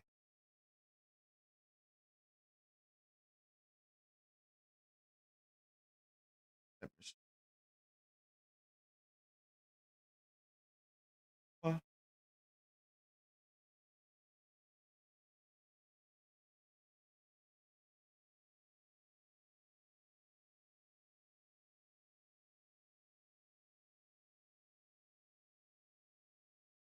It's not exactly breaking news. So my last video was about I kind of wanted to watch this this shoe on head video he was talking about. Book one. woke one, a new phrase coined by leftists and Democrats online that is being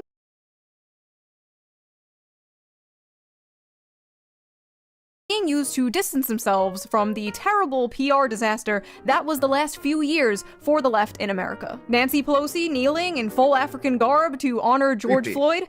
Why, that was just woke one. And how, in my opinion, that was not woke one, and how woke one actually started in like 2012, 2014 with Gamergate, Me Too, Tumblr era feminism, the whole pre-Trump Tumblr era era. wokeness, before it was even called woke. And I talked about how I don't want them to rewrite history and pretend this all started in like 2020. After uploading that video on Woke One, I thought I was free, that I would never have to hear the insufferable, delusional term Woke One ever again. I thought I could finally move on with my life.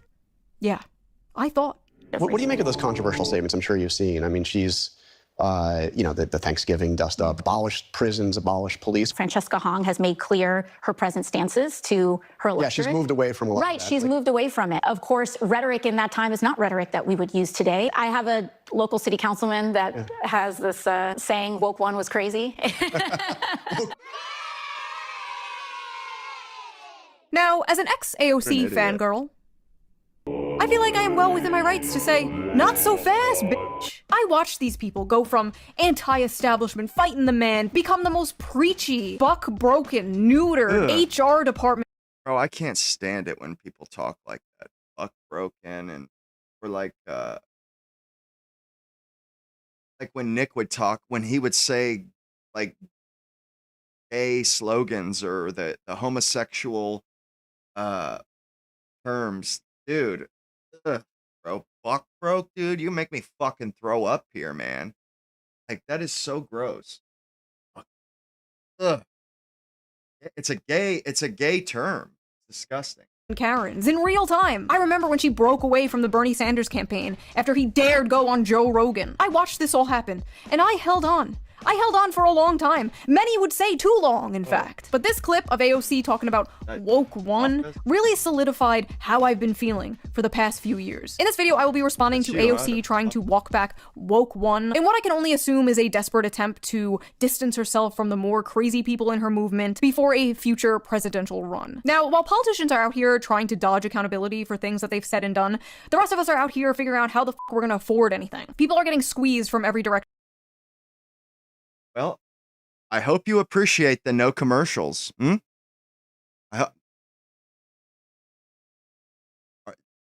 You want to go ahead and give me my accolades? Did you notice? You didn't even notice it. Bro, I take all the commercials out, and the ads, and you don't even say, damn, dude. Really came through on that one, bro. That's right.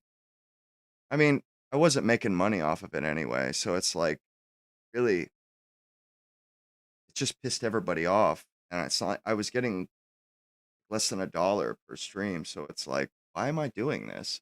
It's funny because YouTube, they have a permanent banner across my OBS that says, focus on your live stream and let YouTube insert the ads for you. They desperately want me to turn the ads back on. And it's just like, what for? Honestly, they don't want to fucking pay me. So, I mean, they do, but they did what? Oh, she took the ads off like that too? But what I'm thinking is, uh, taking the ads off and just going straight members only. Like, no ads, but you got to fucking pony up. You know, you don't have to pay the YouTube premium thing, but you got to pay the $2 a month.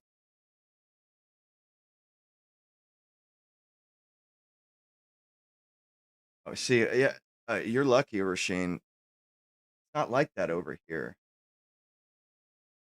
Not like that at all. I remember like music class, I mean, they taught us about Mozart and stuff, but the only I heard opera from the Looney Tunes, not from school. Looney Tunes, which, like I said, that is good old fashioned American know-how. Okay, we can't get these kids to like it in school. Let's make a funny slapstick Bugs Bunny short. We'll feed it to them like that. You know, like dogs with medicine. You put the shit in peanut butter and they'll eat it. Same thing. They even, like I said, they did the fucking Flight of the Valkyries in Looney Tunes and the Barber of Seville.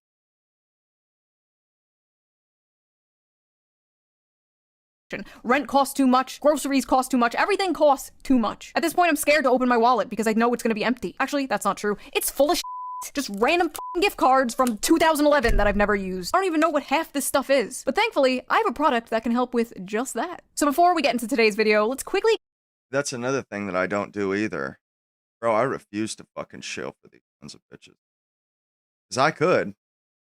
Back to the video. Because it's like, basically every month they throw different products. They say, hey, do ad reads for these products and you'll make money, blah, blah, blah. Nah, bro, fuck y'all. I'm not doing it.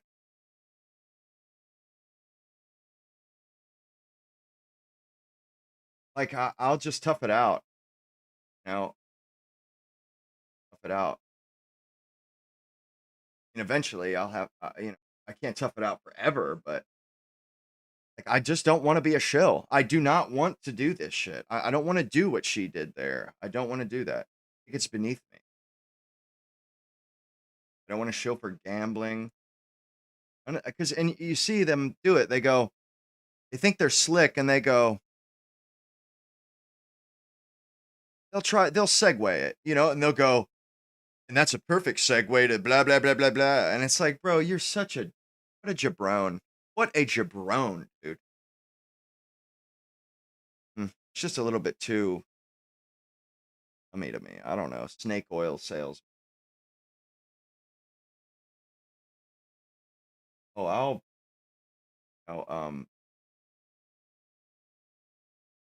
if I have kids, they're gonna play instruments. They're gonna absolutely play instruments, and they're gonna know music theory. They know how to play the piano. I'm gonna teach that shit to them. I mean, I have kids.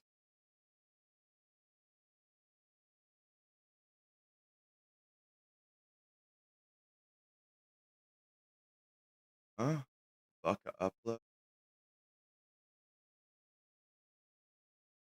Oh, well, I had pizza. I have pizza, but not really hungry at the moment. I mean, it's right next to me on a plate, but it's not less than $1. Yeah, less than $1 for sure.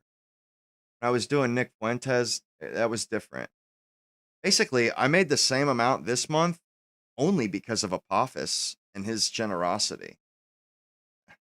Like straight up, dude. I was able, I paid my bills for one more month. I appreciate that, by the way, Apophis.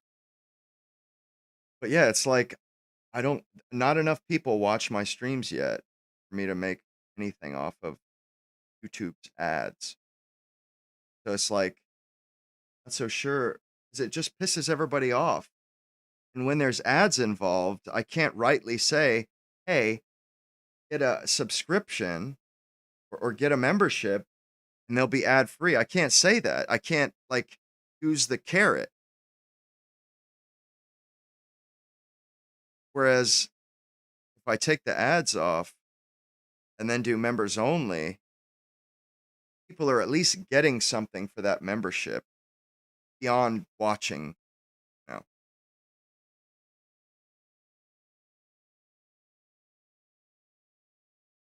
That's just what I've been thinking about it, like trying to figure it out, how can I strike a better balance, I guess you'd say. Yeah, I know. I like the way Nick did it. I like that he didn't do ad reads, and I don't think it's necessary, actually. And that ad read stuff, that's for people that can't, they're pissing their money down the drain.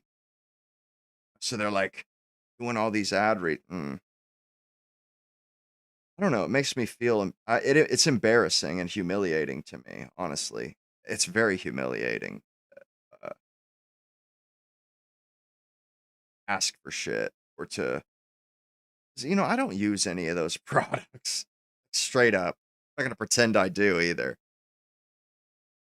Now, before we get into the Hey, Cool Man Blue, you are Apophis, correct? Yeah. Hope so, but you may think you hate opera. And maybe you do. Maybe 3 hours is too much. But there is so much good music that comes from opera. It's incredible. I didn't know until recently. Like all of a sudden, YouTube has been recommending stuff to me, like The Barber of Seville, which is amazing, and Carmen, which is amazing, which is French, by the way, opera. But any of you guys seen Bad News Bears? The theme song from Bad News Bears was from the opera Carmen. It's all habanera, which is Afro-Cuban. What is that Spanish dance called? Not the tango. It's the other one.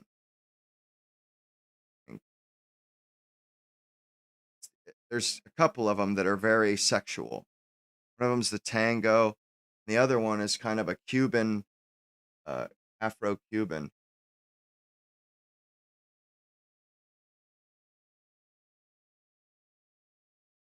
Yeah, that would be legit party bots, but no. I don't have any friends to give it to. real meat of this, the real juicy, the real... This is the politician AOC and the interviewer are talking about. Francesca Hong is a progressive DSA candidate who recently lost her primary. Francesca Hong has a few interesting tweets from 2020. Who among us does not? But most notably, one about wanting to cancel Thanksgiving. Cancel Thanksgiving. Should have done this in 1621. If it takes a worldwide pandemic for us to realize we should stop celebrating colonialism and the original super spreader event that killed indigenous folks and women, so be it. Please don't gather for the colonizer holiday. Please do wear a mask. I forget that people actually speak like this, and it's not just like some conservative parody of liberals. One thing that they brought up as well was a post from you in 2021 where you said Americans should cancel Thanksgiving, should have done this in 1621. Do you still believe that Thanksgiving should be canceled? I'm a chef. Bringing folks around the table to share conversation and build community is always a good thing. But Thanksgiving is also a time that's incredibly painful for many people in our communities. Don't get me wrong, I love the It is the tango. There's the mambo, samba, cha-cha-cha, salsa.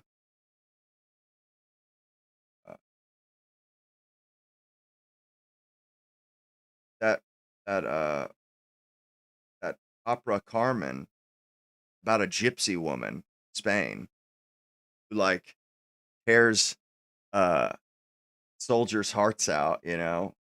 He seduces soldiers. That's what the opera's about. It's a really good opera. I watched it over the weekend. session, they're putting these candidates through reading their old woke 1.0 tweets back at them, like a dog that peed on the carpet. What is this? What is this? But the quotes and replies from like Democrats and leftists on this were even funnier. Is it so hard to just say, no, I do not want to cancel Thanksgiving? Even if you do want to, just lie? Why is she catering so hard to the fringe? Does she want to lose her election? Why can't she just lie? This woman is an optics nightmare. Just say no. Say it was a joke. Say it was woke one. Just lie, for fuck's sake. Just say no. Just lie, please. No, she shouldn't lie, and she's not trying to cater. This is what she truly believes. And the people should know exactly what she believes. She has talked about her half-white son, that he gives her a, quote, proximity to whiteness. I wasn't always aware of the struggles of other So communities disgusting. of color because for me, This woman is assimilation always. filth. Like, how can you speak that way about your child? How can you speak that way about the man you married?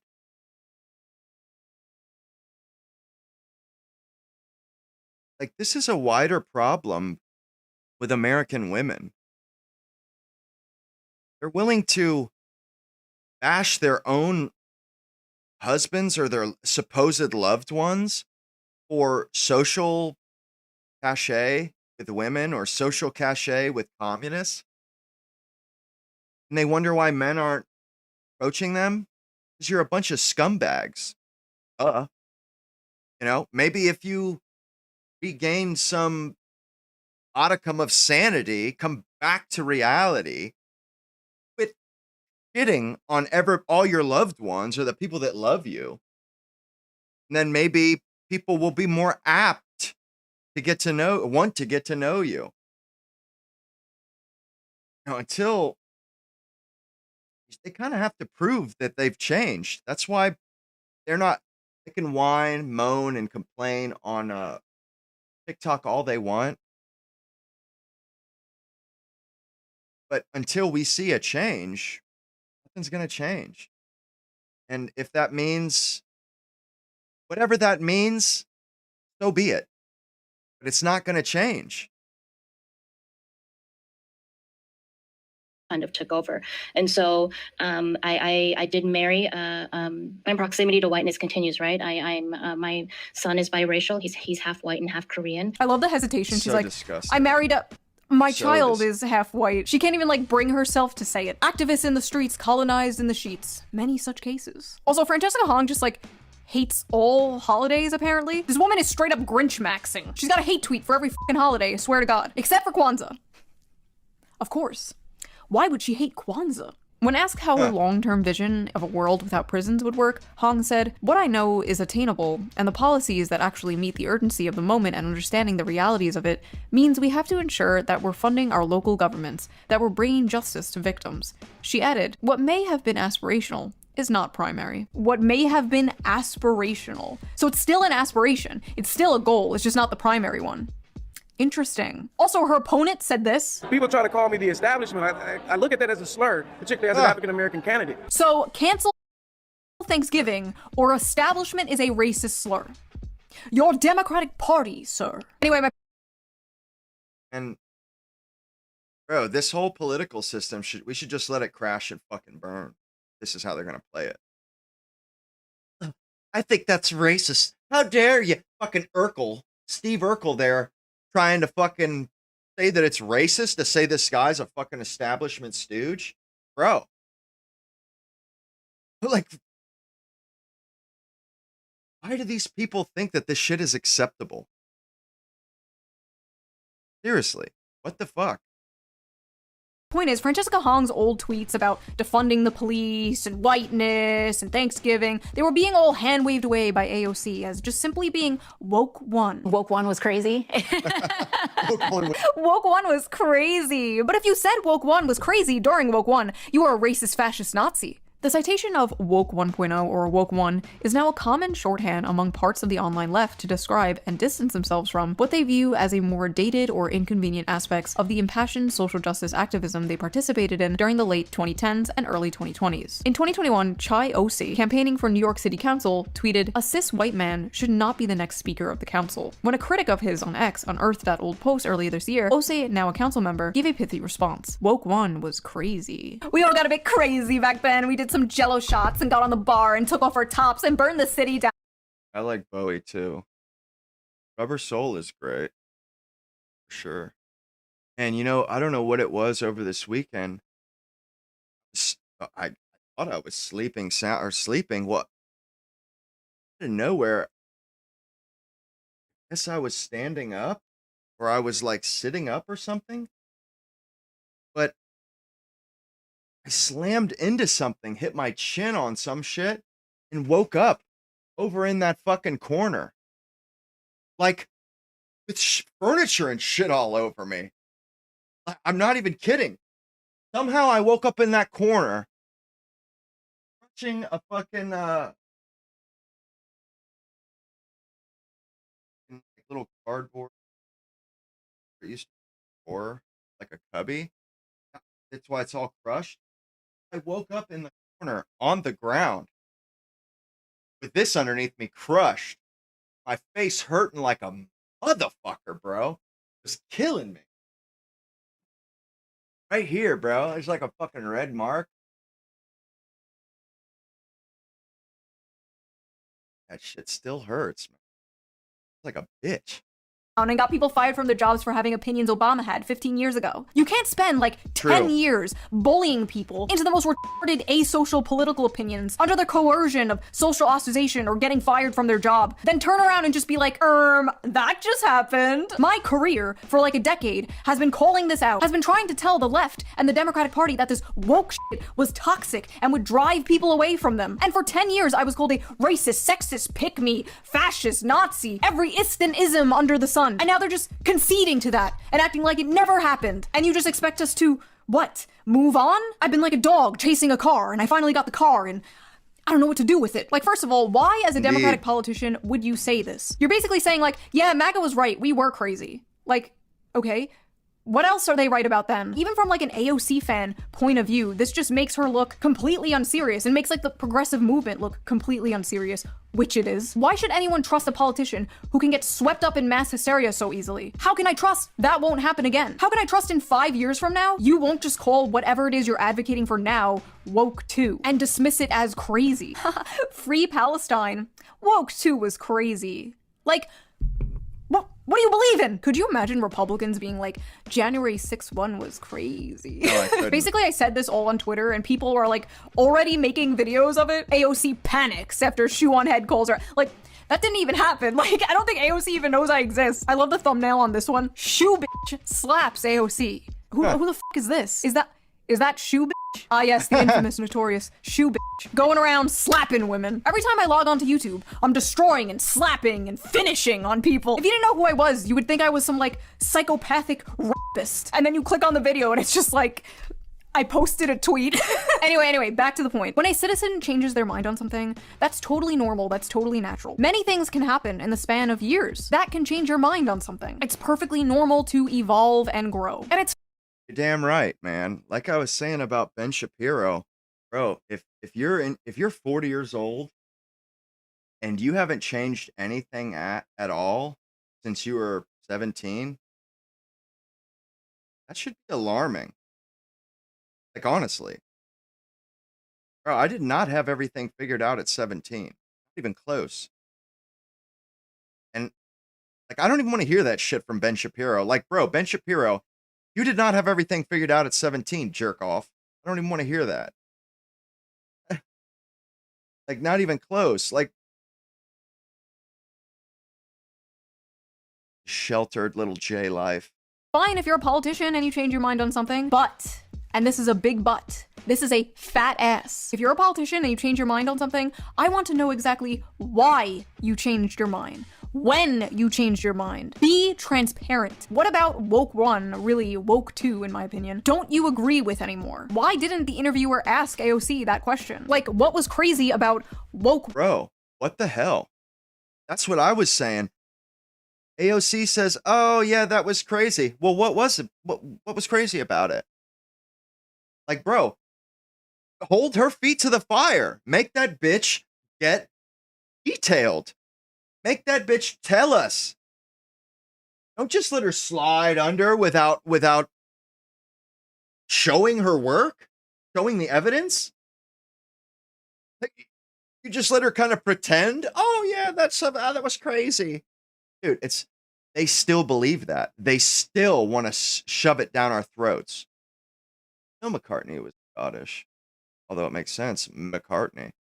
1. Trans women are women, DEI, white privilege, defund the police, the Green New Deal, like what? What? Tell us. What? Tell the class. I've talked about this a few times in a few videos, but one example of me changing my mind, I was way more critical of the police back in like 2020, like borderline ACAB. I was also single, depressed, living in my parents' basement, smoking weed every day, but I'm sure that had nothing to do with it. I can tell you that moving from the suburbs to the city, taking public transportation, having a kid, seeing firsthand how bad things are and how bad things can get, actually experiencing the world outside of my bubble is what changed my mind on that topic and a whole bunch of other topics. So I want to know, AOC and other politicians, what about woke 1 do you disagree with now? What's sad is, if this was like 5 years ago, I'd be like, hell yeah, AOC has finally seen the light. Woke is bad, so true. Now we can get real things done, comrade. But it's not 5 years ago. I'm a grown up now, and this is extremely pathetic. As a politician, you need to be transparent. I'm gonna bird hands at you. Be transparent. The people who act like we need to be apologizing for shit our ancestors did 400 years ago, back in like 2020 never happened. I'm not buying it, sorry. These issues were f***ing like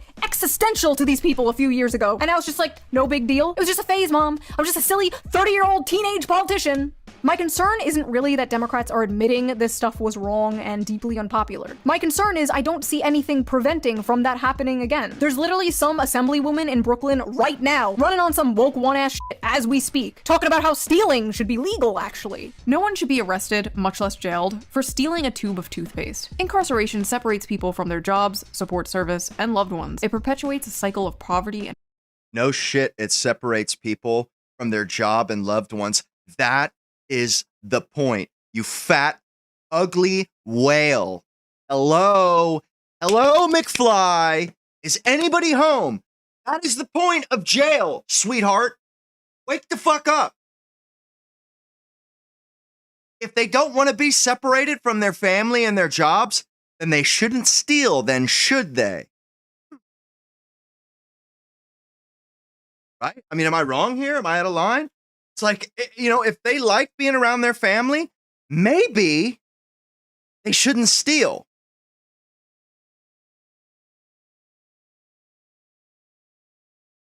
How is it that nobody is telling this stupid fat whale that is precisely the point? She's acting as if that's like some sort of a negative side effect, negative consequence, unintended consequence. No. That is the intent.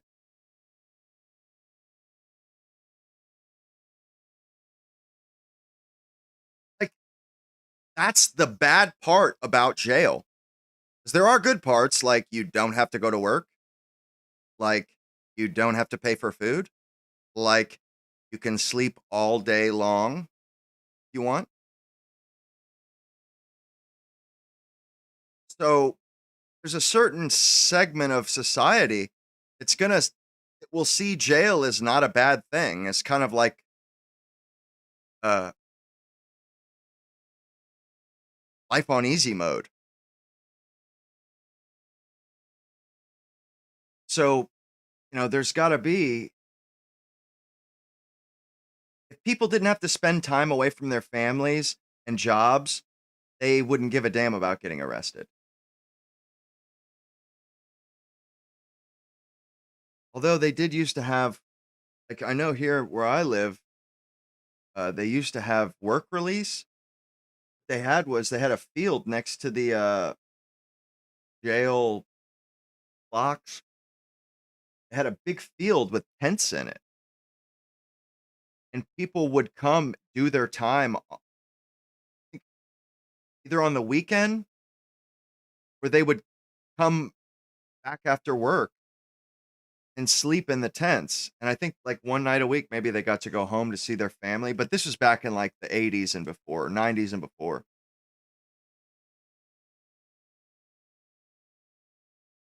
But you know, that was for people with that got DUIs and stuff, but had jobs and families, whatnot. Like, and I get it. You know, you don't want to destroy people's lives, but you do want to punish them. You do want them to not enjoy it. You do want it to be a hassle. Otherwise, what's the point?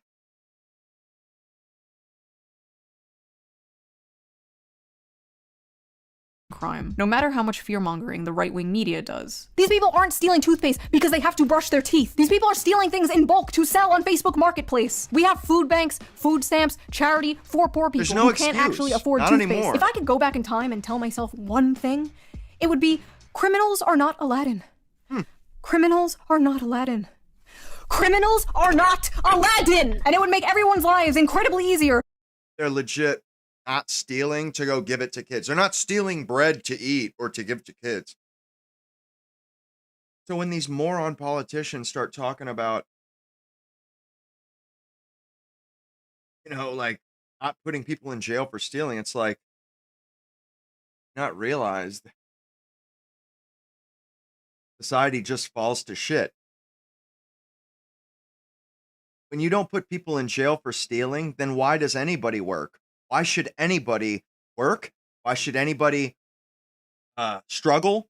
Why should anybody pay bills? Why should anybody do anything? Why wouldn't we all just become thieves if there's no jail?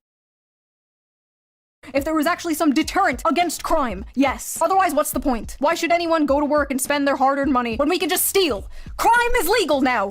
Laws. Drunk driving is not illegal on stolen land. I don't think they understand just how incomprehensible some of their worldview actually is. So if my daughter is assaulted and raped, is there any agency that would seek to find her assailant and bring him to justice? Of course, yeah, of course. What would it be if not police, and where would he be if not a jail? So I guess I really want to avoid getting kind of caught into these hypotheticals and talk more about What? Hypotheticals? No, that's the crux of the argument. What will happen if a guy rapes my cousin or whatever?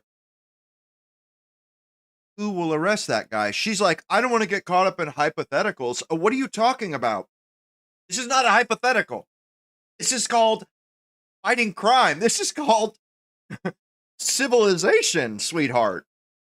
the reality that we're actually facing right now, which is that we're spending absolutely outrageous amounts of money on police and policing.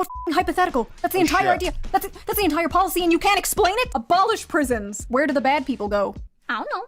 Like, yeah, okay. In a functioning society, people like that would be forced to dig ditches in a work camp forever. Useless. Sorry, I'm chutting out so hard in this video. I'm in my luteal phase. I have a fucking pimple. Luteal phase? I have a pimple. For the first time in like 15 years, I'm stressing out so hard. What the f? Anyway, despite the Republicans completely dropping the ball right before midterms, surprise! War in the Middle East forever! The sudden walk back about Woke One clearly shows the Democrats are still struggling with PR. If only there was some sort of left-wing Joe Rogan. People think I'm the king of Woke 1.0, that I was Mr. Radlib, right? I never was. I have a pretty open mind to unlimited progress, but I also understand how people operate. Like I never did the Latinx thing. Like I have been dark woke before dark woke was invented. Like this is the headquarters of dark woke. Not the dude who called me emo, calling himself dark woke. What the actual f is dark woke? What is dark woke? Dark woke is just, Democrats are just as woke as we were in Woke 1.0. The messaging is what's important. It is aggressive. The entire idea of dark woke seems to be that regular woke was too polite and too wholesome. Dark woke for me is we are fighting for good and for equality and for social justice for everybody, but we don't mind saying F you. Dark woke.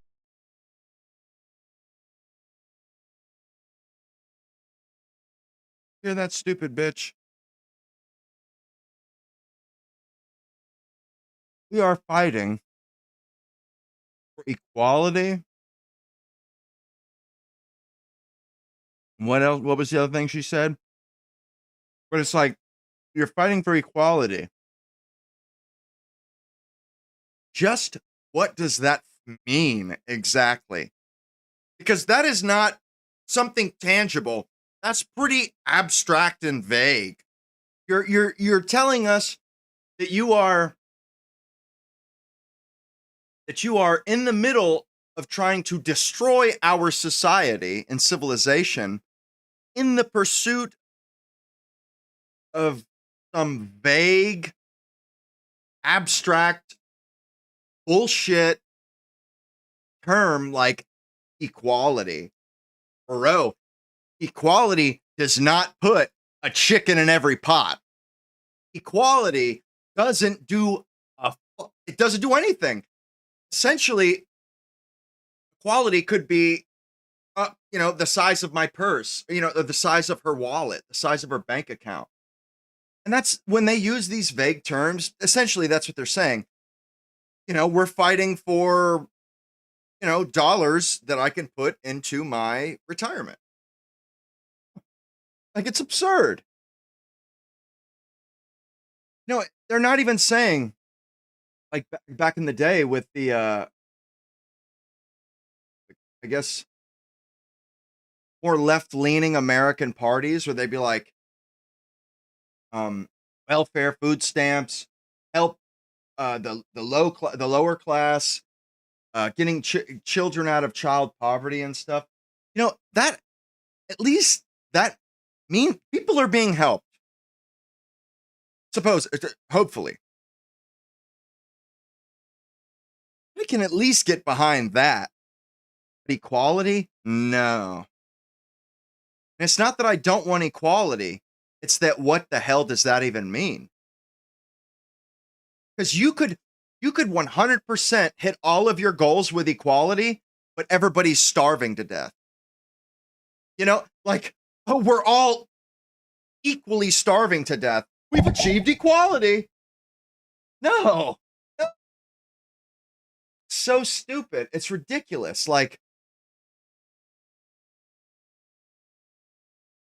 And these people, they don't ever wake up, I feel like. They still continue with this garbage, thinking that it's what people want to hear, and that some people eat that shit up. I think equality, it kind of means we're going to take from white people and give to everybody else.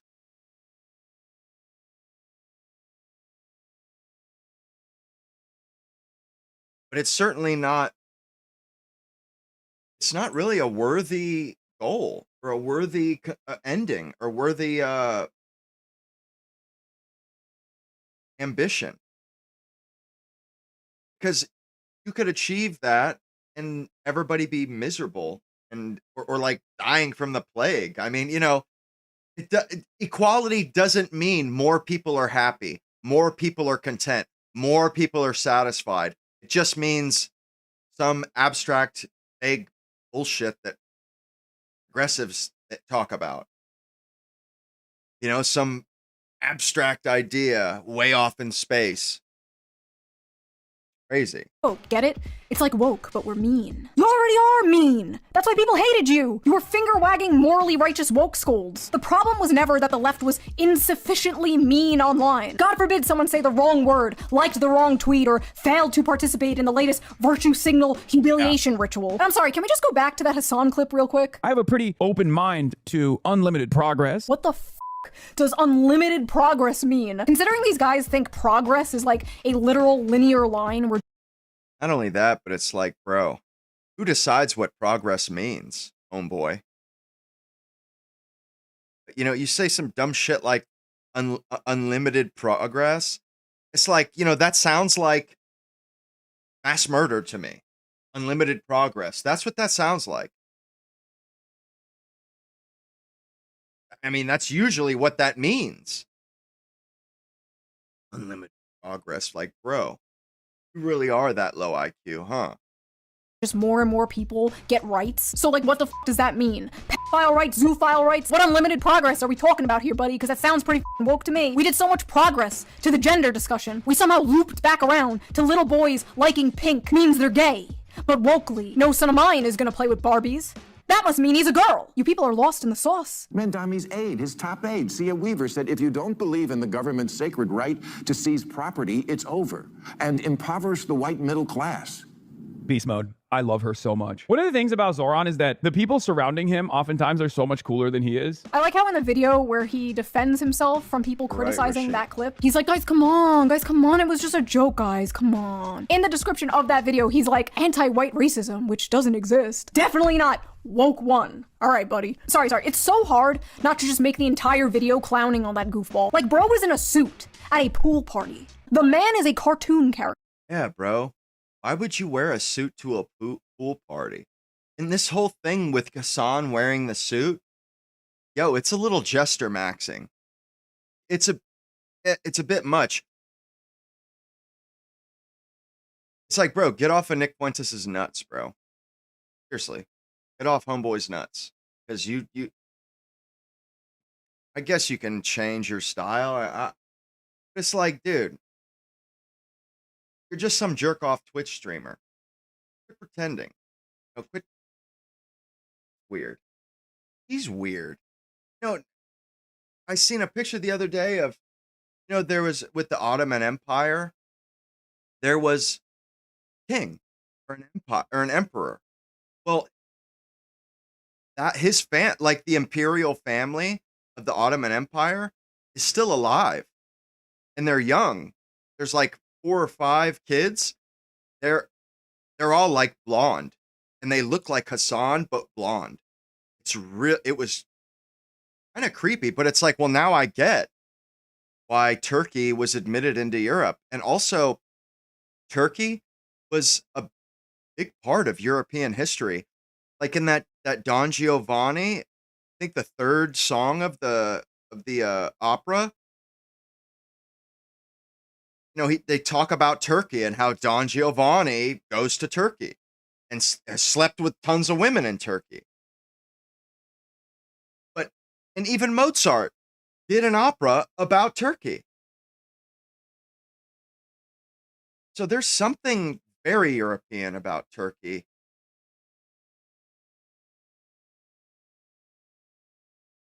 I mean, obviously, because it was Constantinople, Byzantine Empire, but I've just started realizing that Turks they're Muslim, but they are considered Europeans, like Albania. They're Muslim. They had a pasha that ran that country, you know, in the 19th century. So, you know, there was a good portion of Europe that was Muslim. Even Greece was ruled by the Muslims. I don't want to make videos about Hassan Piker, but you can't fucking escape him nowadays because the media won't shut the fuck up about him. Fox News is just hyper-focusing on him every single day to go after the Democrats because I guess they have nothing else. And then the response to all the Hassan stuff coming out on the right, coming out on Fox News, is then like left-wing journalists making more puff pieces, taking more photo shoots of Hassan in his mansion, and all these outlets calling him like a terrorist and a communist just makes him sound way more important and like way cooler than he actually is. Nothing hurts this dude more than reminding him that he is literally just a Twitch streamer. I don't want the focus of American politics to center around a f***ing Twitch streamer. Like, I don't understand the media's obsession with this guy, but at the same time, I don't think Hassan is the best wagon to hitch yourself to if you're the Democratic Party. There are other internet celebrities on the left you could do that with. Like, God, the left really has nobody. No, he's a sex pest. No, she's a sex pest. Damn it. I don't know. There's gotta be someone with way less baggage than Hassan Piker. Like, why don't you hitch your wagon to someone like that? Instead of Hassan, who, every time he's rightfully criticized, hides behind how he just wants to give us health care. Death to Let's the get West. to the data Let the centers, streets run with their capitalist blood. Ha! Whoa, dude, you're making us look bad. Oh, I'm just a little healthcare boy. You wouldn't criticize a little healthcare boy now, would you? I don't care. He fucking does do that shit too. I hate that about the left. They think they can talk about oppressing white people, taking their money, crushing them, and then when anybody notices, oh, we just want health care. It's like, bro.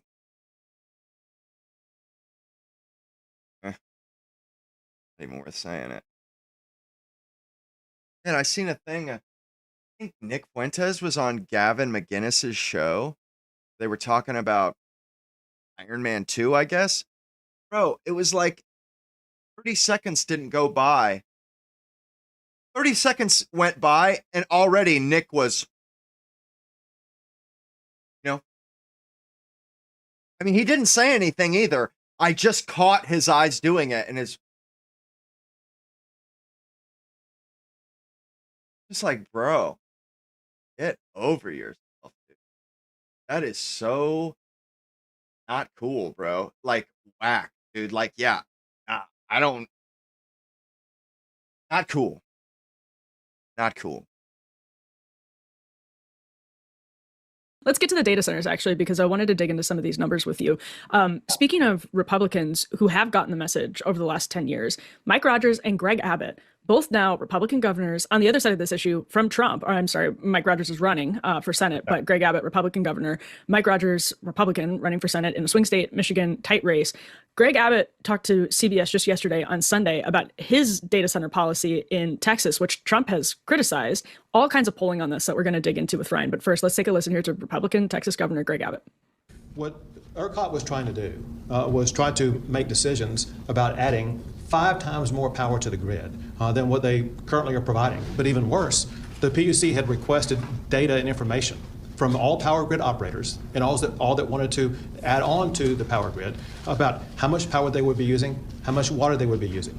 And they got less than 10% response. When we get all the information, which will take months, we will be able to put all the pieces of the puzzle together. What I have done is working. The guidelines and guardrails I've established are now universally adopted across the state of Texas. Nice. And what that means is there are, for one, no new data centers coming on board. For another, every data center operating in the state of Texas is fully following the guidelines and guardrails that I've established. Sounds a bit like Kathy Hochul, who's followed the Mamdani revolution.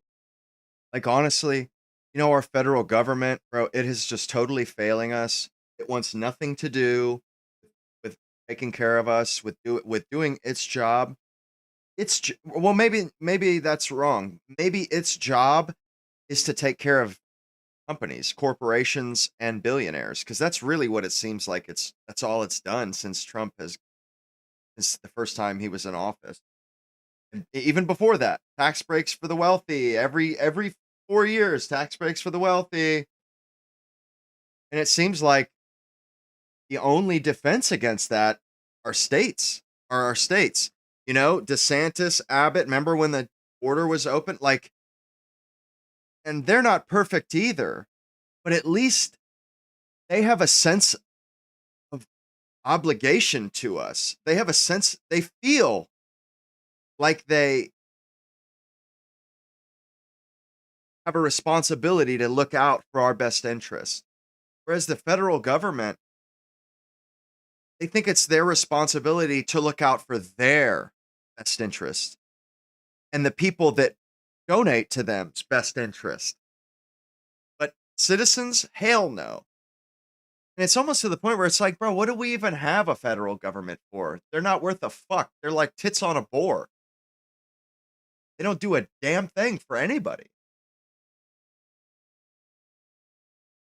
By also coming out with a data center moratorium, a 1-year data center moratorium in New York. Now, Mike Rogers, who I think it's fair to say is a pretty establishment Republican, probably fair to say that of Greg Abbott as well, is campaigning on a 1-year data center moratorium. He's also trying to distance himself from AIPAC. And I put that kind of in, without opening up the separate can of worms, I put this kind of, Ryan, in the same vein as establishment Republicans understanding how they have to tack this fall for the midterms. And it looks like they picked up on something with data centers. Jim Vandehei of Axios recently posted, forget energy, forget chips, forget China. The most clear and present danger to AI and any AI-related economic boom is rapidly rising public opposition to data centers. He went on to say AI CEOs and GOP equals spooked big time. Ryan, you responded by saying tech CEOs went full in on woke, fired Americans in favor of H-1Bs, demanded tax dedications for data centers, told everyone for 5 years that AI was coming for their jobs and their kids would get chips in their brains, sued local communities for land use, and now they're shocked that everyone hates them.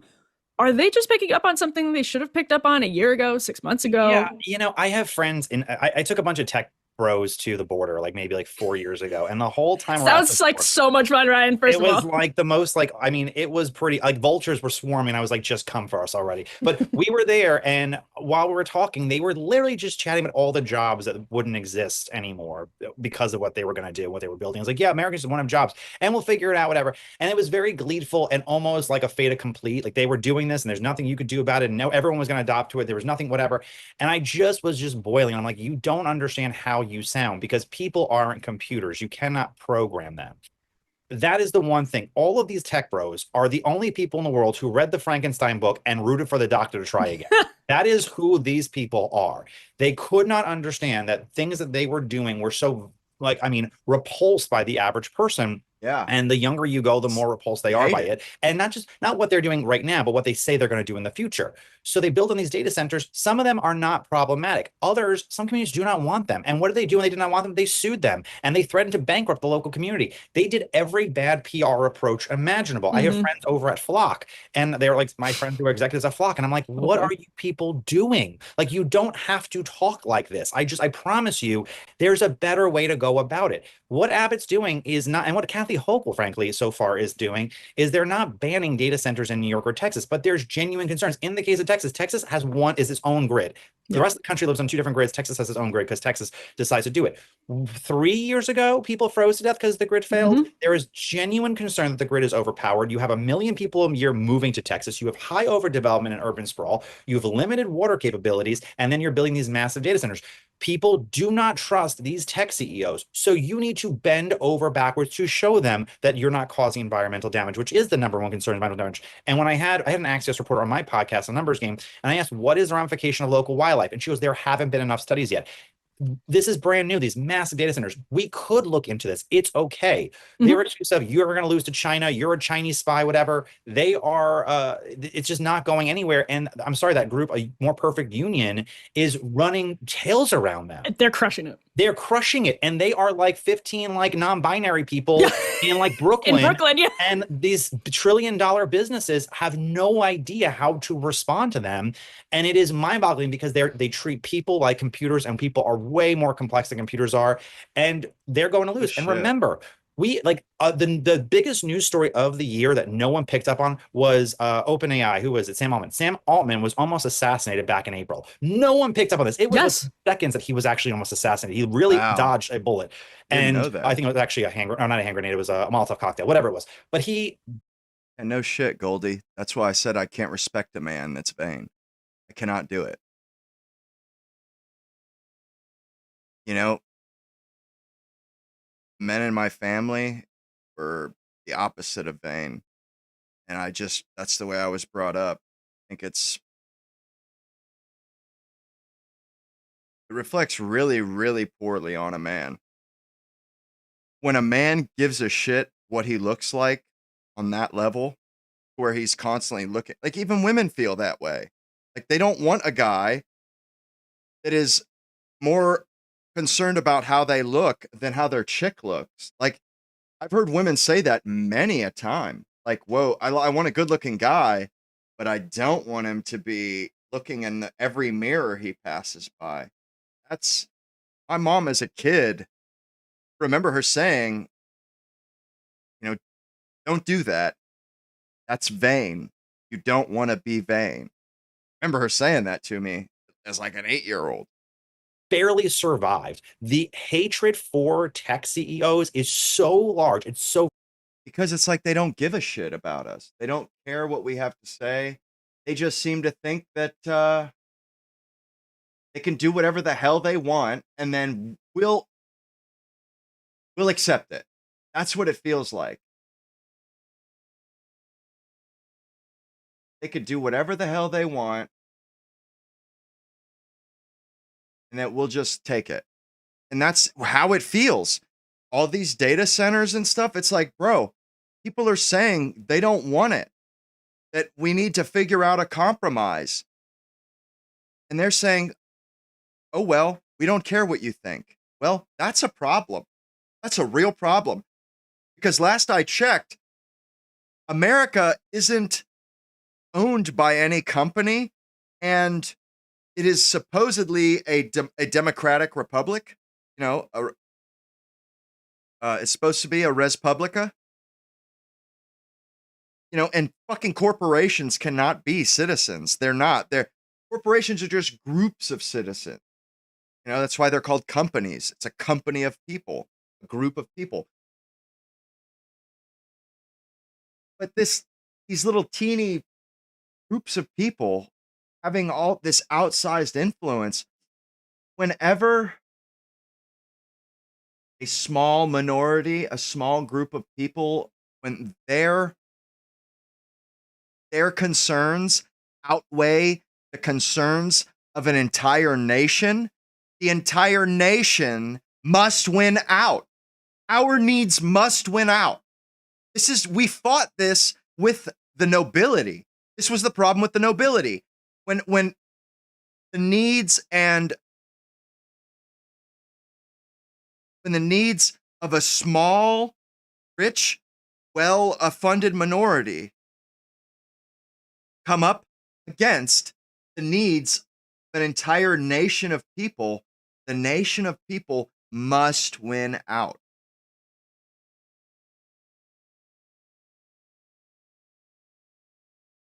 I mean,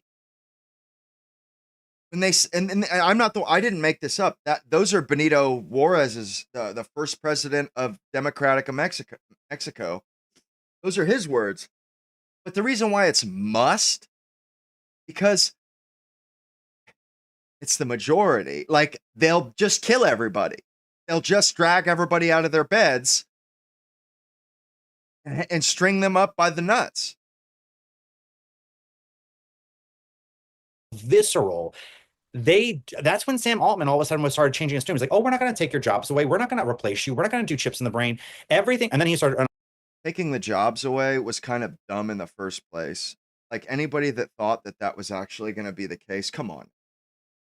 This AI, it's not all that. It's not a replacement for people. It just makes. It's a tool that makes people much more efficient. Just like the steam engine, just like gasoline engine, just like electricity.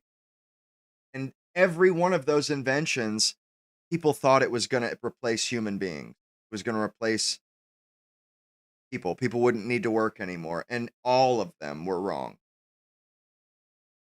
So I very much so doubt that AI is going to do that either. He did an IPO, so of course he really started changing his tune.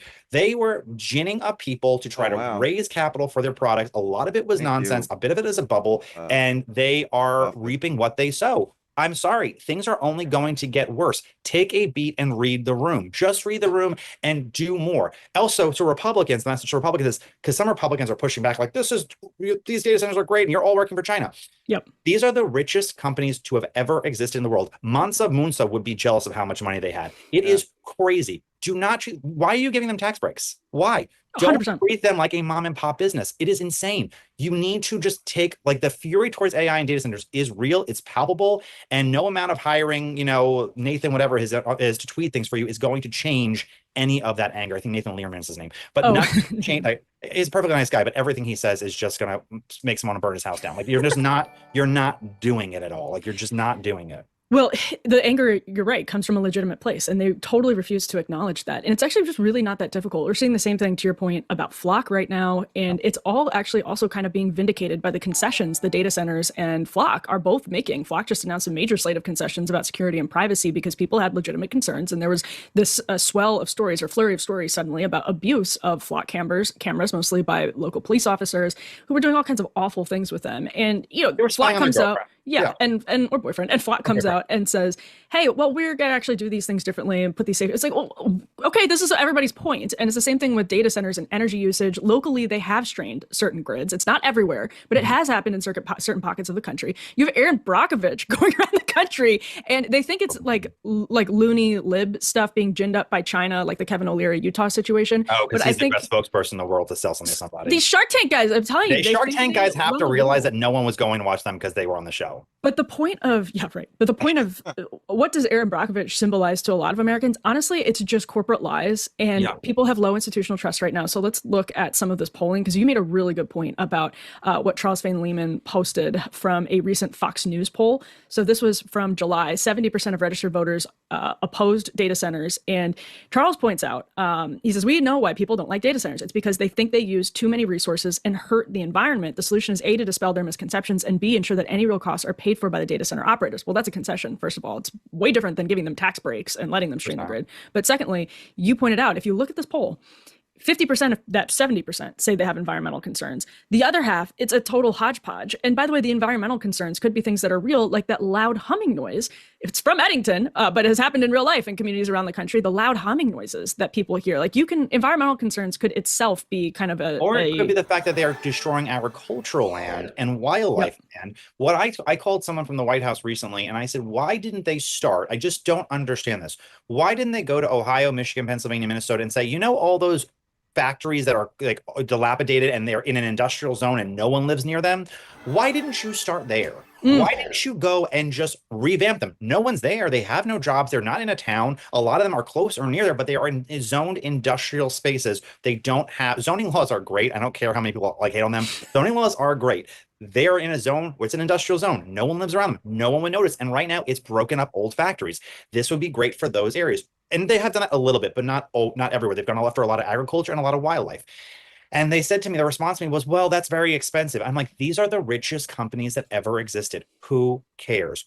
He goes, what could that increase in expense possibly cost for a ChatGPT user? Really? I mean, honestly, like maybe a penny. It would cost basically nothing.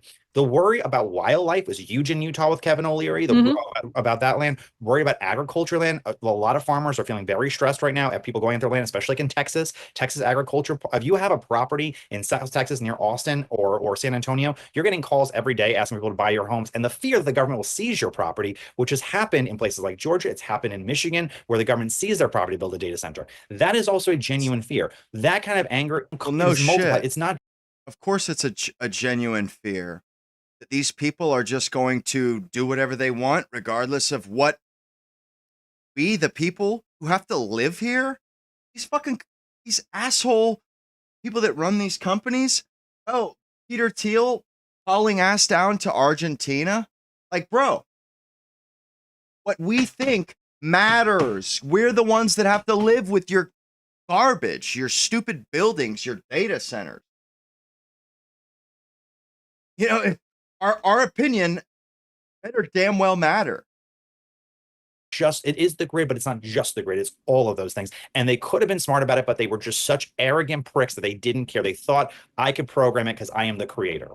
So this is another great point that you made, Ryan, putting up, you were responding to Matthew Chapman, who looked at this Echelon Insights poll that Chris Rufo posted in mid-August that found hilariously Americans would rather have a nuclear power plant built in their community than a data center.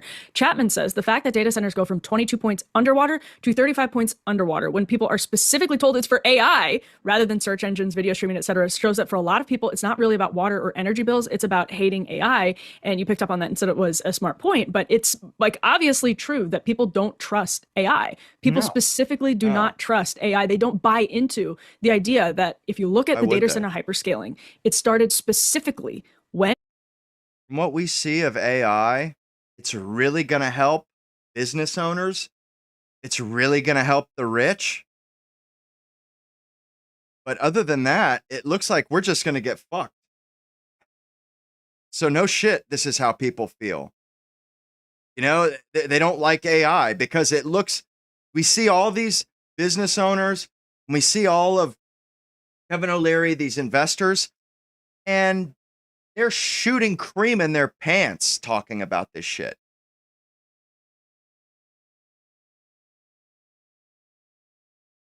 Like they look more pleased about it than they do when they get tax breaks, like a tax break for the rich or, you know, a corporate tax breaks. Like this really has them hard. And people, you know, that doesn't bode well. Just looks like we're going to get bent over a barrel here. And 4, explicitly, generative AI. You can look at it's they will tell you that's why the hyperscaling happened. It happens at the exact same time, and people are not bought into generative AI right now. And I think they're missing that. A huge part of the tech guys are missing that. A huge part of their problem is seriously tied to people not believing we need this much generative AI right now. And why is Trump going to China in September? To negotiate a generative AI pact to have basically what a nuclear arms race stop against generative AI.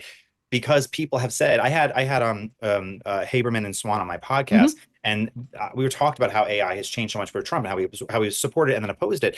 And Swan said something to the effect of, I think it was a banker who said, "Do you understand that these AI models can seize your money out of your account? And there's nothing you could do about it?" And it was a eye-opening experience for him. And that's when he was like, "Oh, maybe we should have some restrictions on AI."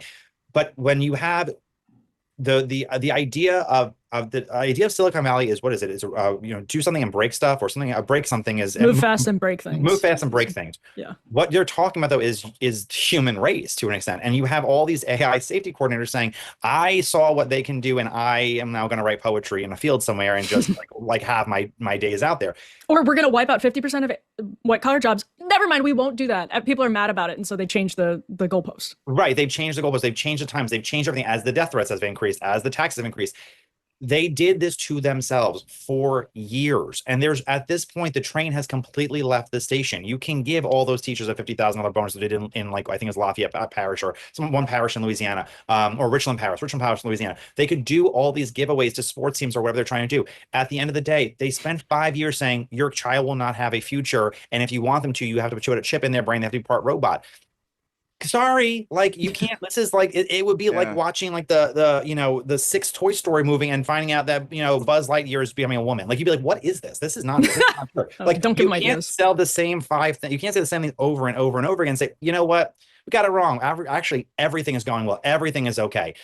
No one believes you. There's zero trust for this industry at all, and it's partially because they thought they were better than each and every one of them. And they reap what they sow. And I genuinely hope, Emily, I'm not making a joke, I hope what they sow is not another Luigi Mangione. 100%. That is very well what they could have sowed.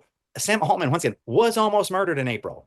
I don't know that's going to be the last one. I hope we talk about Kara Swisher's co-host, but his address was leaked. He's talking about Scott Galloway. I guess Mom Donnie put out a bunch of people's doxed them. He was one of them. Yeah, she was Italian. She is. I think she's half Italian, half Irish, which is like half of America is half Italian, half Irish. Irish women like Italian men for some reason. His address was leaked by Mandani. They very much are putting a target. They like dusky hued men, dark hair, dark eyes. What are you gonna do? On certain people's backs, and there are enough left-wing Looney Tunes in this country that God only knows what could happen. I mean, even you could even see someone right-wing doing something on this because it's so repulsive to so many. Are so fat now, it's not going to happen. Well, did you see the crowd behind Hassan Piker at his event this weekend? No, I don't know that the right wing has a monopoly on that. A point here from Patrick Ruffini at Echelon, which was behind this poll. He said in March, we reported that the strongest soldiers for data centers were male urban MAGA Republicans with graduate degrees. And it seems the same is true today. This is actually a really funny graphic because they meet at Arby's, all of them sit in one booth together. That's excellent. Actually, Arby's is a great turkey sandwich.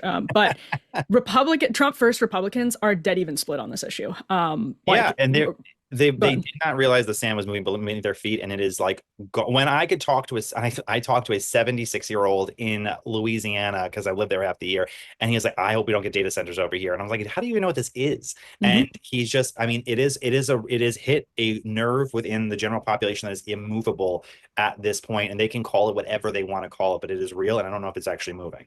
Well, it is like galling to hear the people, so many of whom profited off of changing our first of all, the social media apps existing, but then taking the timelines and making them algorithmic. And so the entire business model is to keep people scrolling on these apps that we now have plenty of scientific research showing really do affect memory, cognition, anxiety, especially among younger people and those sorts of things. And they're now looking around and saying, "Whoa, we're missing all of the nuance online when it comes to flock cameras and data centers. Listen, you simply don't understand. You don't get it. These are great for your local community. Here's my reporting white paper. resources. I wrote a white paper at the Manhattan Institute. What you have to read this. Like, But they're treating people like they're idiots for not trusting the data centers to do what they say they're going to do, or the flock people to do what they say they're going to do. And it's like, you have to deal with the fact that people have rational concerns, just as they had rational concerns about NAFTA and WTO that you realized 20 years too late after there was a populist revolt. How can you be so stupid as to create these products that do smooth and iron all of the nuance out of our conversations because you're profiting off of making people scroll with extreme content, extremely pro, extremely con, and now you're upset that there's a lack of nuance in the discourse? You motherfucker. Sorry. And then it's true. Hey, straight up. Oh, what? You tweaked your fucking algorithm so that it just radicalizes people. It just shows them their opinions. It's a mirror. It shows them their opinions, but more hardcore. And it just pushes people to one side or the other, further one side or the other. And now they're, like she said, they're trying to complain about, oh, there's no nuance in our politics anymore. No shit, asshole. You did this to make money because you're evil. You're like worse than Dr. Evil. You turn these algorithms up to turn people into zombies on TikTok. And now that you're getting death threats because you're trying to, go against what people want, now things are an emergency. It's like, you play stupid games, you win stupid prizes. I mean, what were they thinking? What were they thinking? Oh, they're just going to radicalize everybody and those chickens aren't going to come home to roost? Yeah, I don't think so. That's just not how it works. You. And Pew Research put out a poll today as we were getting on. I read it, where a majority of people who know about the financial profits of local communities for data centers are still against it.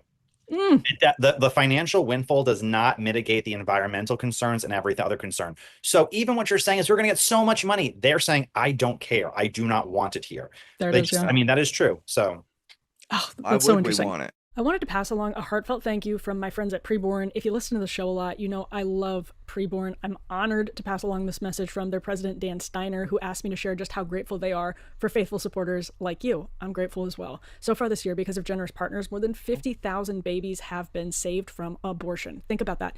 The fuck was it not responding? So didn't want to watch that stupid ass commercial.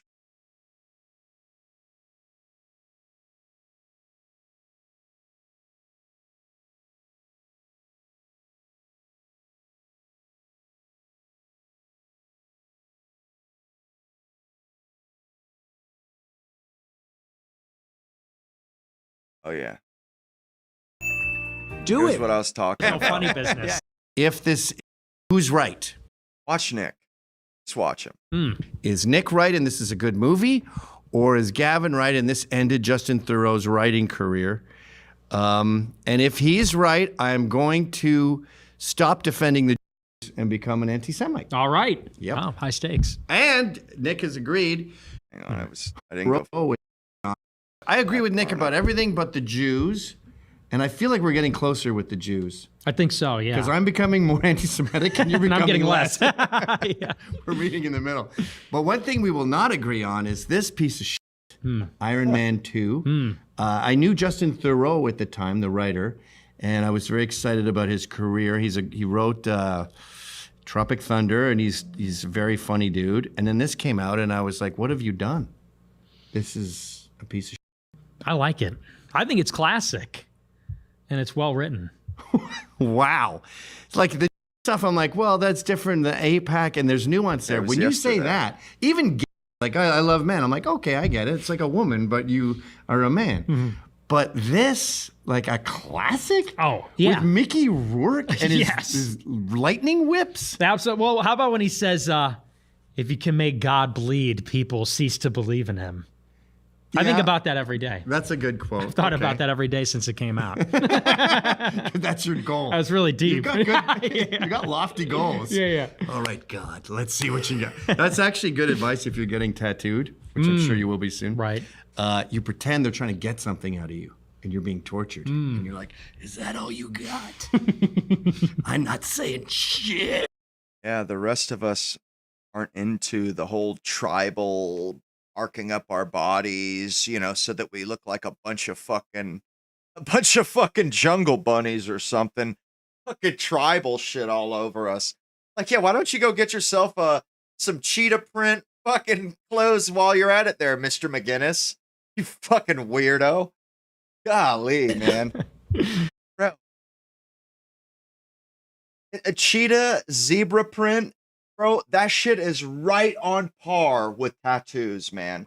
That's some Negro shit, bro. That's a good strategy, yeah. So we're gonna watch Iron Man 2. I looked it up recently, and it's a very nerdy thing to do. Lots of geeks do it, so that's unfortunate. I thought I came up with this idea.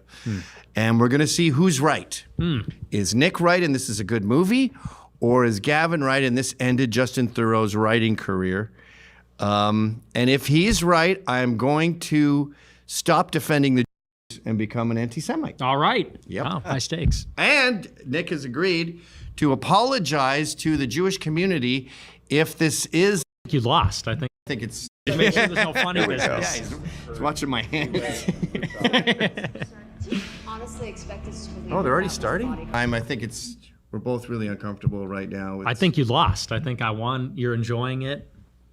You clearly like it more Dude, than look you at thought him. you did. Look at him. I did at the beginning. Hi, this is Anthony good I Cumia. look, fellas. And Look how hello, good I I am Gavin look. McInnes. Don't I look Together good, we're guys? Compound Look at my Sensor. face. Look at. And we'd like you to subscribe to our network that has more fantastic content you could So shake a gay. stick at. Use I this mean, it's promo code Not for a gay, but it's just not very admirable to my mind. Hi. No, I was trying to help you out so you didn't have to be anti-Semitic. Oh, thanks. I don't think that was a fair test of the movie. I was too busy blabbing to know if it was good or bad. Yapping. I liked the beginning, but I think ScarJo for me was the breaking point, and I just got confused. And then I don't want to see Shield guy with his eye patch getting involved. All he did was like say, "All right, I hope you come up with a thing because we're in trouble." Yeah, that was unnecessary. Like, get him out of there. They just want him for future movies. Right. So ScarJo got to go. Samuel Jackson's got to go. Oh, so you're still watching Nick, Q? Didn't realize that. It seemed like everybody else is kind of on the same tip I was, but I mean, if I see that he's talking about something interesting, I'll watch him, but it just seems like he's always talking about the same bullshit. That brings us down to 4 main guys that I could have handled, but I definitely was wrong to totally shit on the movie. It's a good movie. And, you know, as far as the go, there's some nuance there. Nicholas. Yeah, I think we're coming around. I think we're, like you said, we're meeting in the middle. Iran's going to be over soon. Well, I don't know about that. Netanyahu and our relationship with them will go back into hibernation. No one disagrees with you about the AIPAC stuff, as far as them being too influential in American politics. That's a normal, even a liberal opinion at this point. So the only thing we disagree on, I think, with the Jays is that you see this shit Hasidic, out. Orthodox. Found this. You know, I've been finding music that I didn't know what it was called. Check this shit out. Yeah, I'm fixing. After this is over, I'm gonna sign off. You've heard this before. Just give it a second. Look how that woman walks.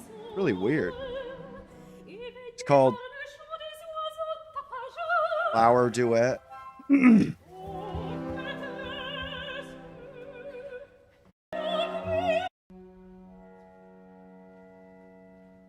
definitely heard this.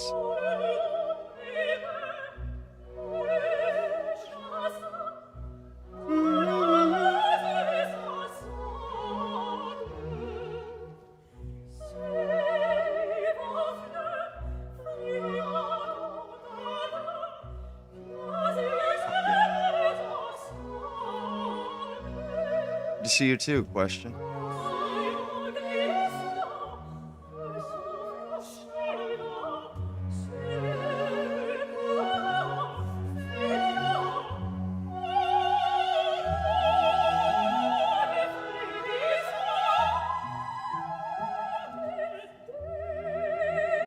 No, it's weird. My whole life, I feel like, we've heard this music, in movies. They play this music, they use them in movies, and you never know where it's from. You just know whether you like it or dislike it. And it's like lately, since I kind of started watching some of this opera, bro, I've learned where a bunch of fire music came from. A lot from opera. Well, dude, how many white people do you know that would know what this music or what this song is called? Because really, white people don't have culture. No, we do have culture, but we're not into it. We don't listen to it. Like, they're kind of right. We're a bunch of modern, single-serving retards, practically. Everybody, they're just concerned with getting that dopamine hit from wiping up, doom scrolling, or, they tune out of anything that doesn't have visually, crazy shit going on visually and stuff going on orally. People have the smallest attention. Like, I get why they say that. If white people listen to this stuff, this is why I'm playing this stuff. So you guys hear it. You don't hear it anywhere else, because I don't hear it anywhere else. And I'm determined I'll fucking fail if I have to. But this shit, I am going to play it in my show. I am going to play it. It's either that or bust. Because this is a problem. This is a real fucking problem. And people saying, oh, white people don't have culture. Yeah, well, it's because we really don't. White people play fucking video games, go to work. Like, there's no artistic. It's like America, especially, bro. Nobody does anything artistic. Everybody just fucking. They think, oh, well, who am I? Nobody has any ambition. But everybody has 1,000,001 fucking get rich quick schemes. But absolutely nobody actually puts heart into shit. I almost forgot. There's something I was thinking about, like the dating market.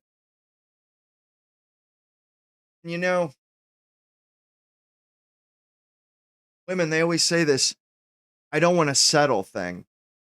It used to be back in the day that people, when they got married, it was because they were in love. It had nothing to do with settling. They loved somebody and you got married. When you love somebody, you get married. Nowadays, women don't even consider love. They don't fall in love. All what they do is they get into a relationship, and then if they're being sufficiently provided, or if they're being given enough shit, they'll marry the guy. But love it's just like, and they wonder why guys don't approach him. It's like, well, you people, you're not fucking human. You like abandon your humanity in the 60s or something. Women used to actually love and felt love and wanted love. Well, they fucking abandoned that shit. And now there's no talk of love. You never hear a woman even speak of love, but you do hear her say, I don't want to settle. He needs this, this, and this. He needs to be good looking. He needs to make this much money. No talk of love. You know what? These are morally bankrupt creatures. These people, they deserve to die alone. They deserve to be alone. They deserve misery. I mean, they're not human. Their humanity's gone. It's just gone. bro. But the fact is, I want to marry a woman that I love. No, I'm not going to marry the highest bidder, the woman that dotes on me the most. I'm like I'm taking on bids. Highest bidder gets the marriage license. But that's exactly what women are doing. It's disgusting. It's downright disgusting, bro. So disgusting that we're like, if it keeps trending this way, we're just gonna disappear. Like, women figured out how to do and be, how to be a certain a way that will for sure push men away. It will for sure make men not want you. Like, how did that? It's pretty incredible, but yeah, the fact that they don't love, it's like that's not even a fucking a concept to them. And they say, I've already got kids. I don't want to take care of a man too. And it's like, yo, that's the job though. You think men want to take care of your fat ass? You think men want to take care of your fucking munchkins, your little nigglets that you had? No. So it's like, where the fuck did these people get off? I don't want another fucking kid. I don't want to have to pick up after my husband, this, that, and the third. Well, I guarantee you, down my throat, I guarantee you, men don't want to change your fucking oil either. Men don't want to cut your fucking lawn. But they do, because that's the job. That's the job. Either you do the job or you're no fucking good. You're no fucking good.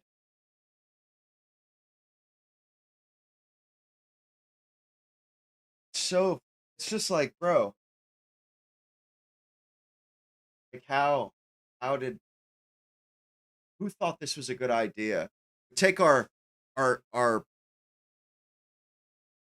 good-tempered, modest, demure European women and just turn them into outrageous bitches. That all they're concerned with is the amount of material garbage and social capital, social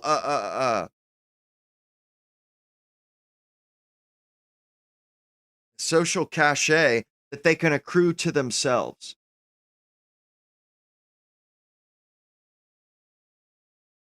Like they don't even care about their kids anymore, it seems like.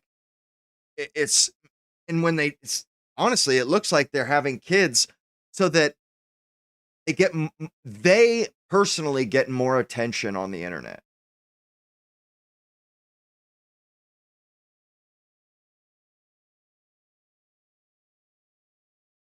How can they think that anybody finds this even remotely attractive? Like, seriously. Can't remember the last time I heard a female say, I want love. I want to marry for love. I want to be loved. Bro, I'm not sure if I've ever heard that out of a female's mouth. See, like, I'm sort of a fucking, kind of a romantic. I always have been. Like, when I take women on dates, like, I really enjoy, like, planning something kind of extravagant. And that's why I don't really date anymore, because I can't really, there's no real dial to that, It's like 0 or 11. There's no middle for me. And the women that I did that for, they were good women. They were worth that. I haven't seen a woman that was worth that in a long time. A long damn time.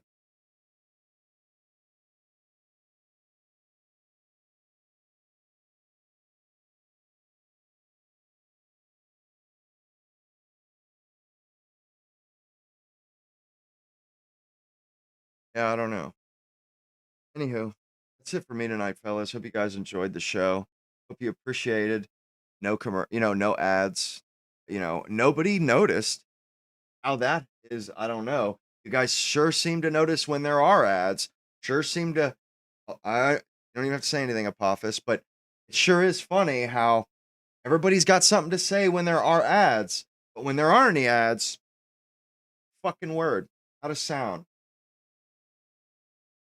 Anywho, y'all have a good evening.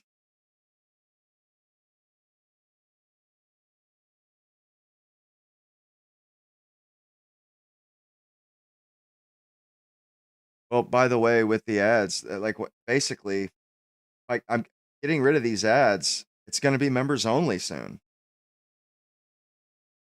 I mean, that's why I got rid of the ads. So, okay, it's not just, oh, I can watch the stream, but no, the stream's ad free as well, So I'm just hoping that maybe we can come to some sort of a compromise here. At least for the moment, anyway. I'm just trying to figure out how to do it, because it wasn't working before. For whatever reason, I'm trying to mix it up and figure out what is acceptable to you guys. Anyway, fellas, appreciate you guys watching. Have an excellent evening, and I'll see you guys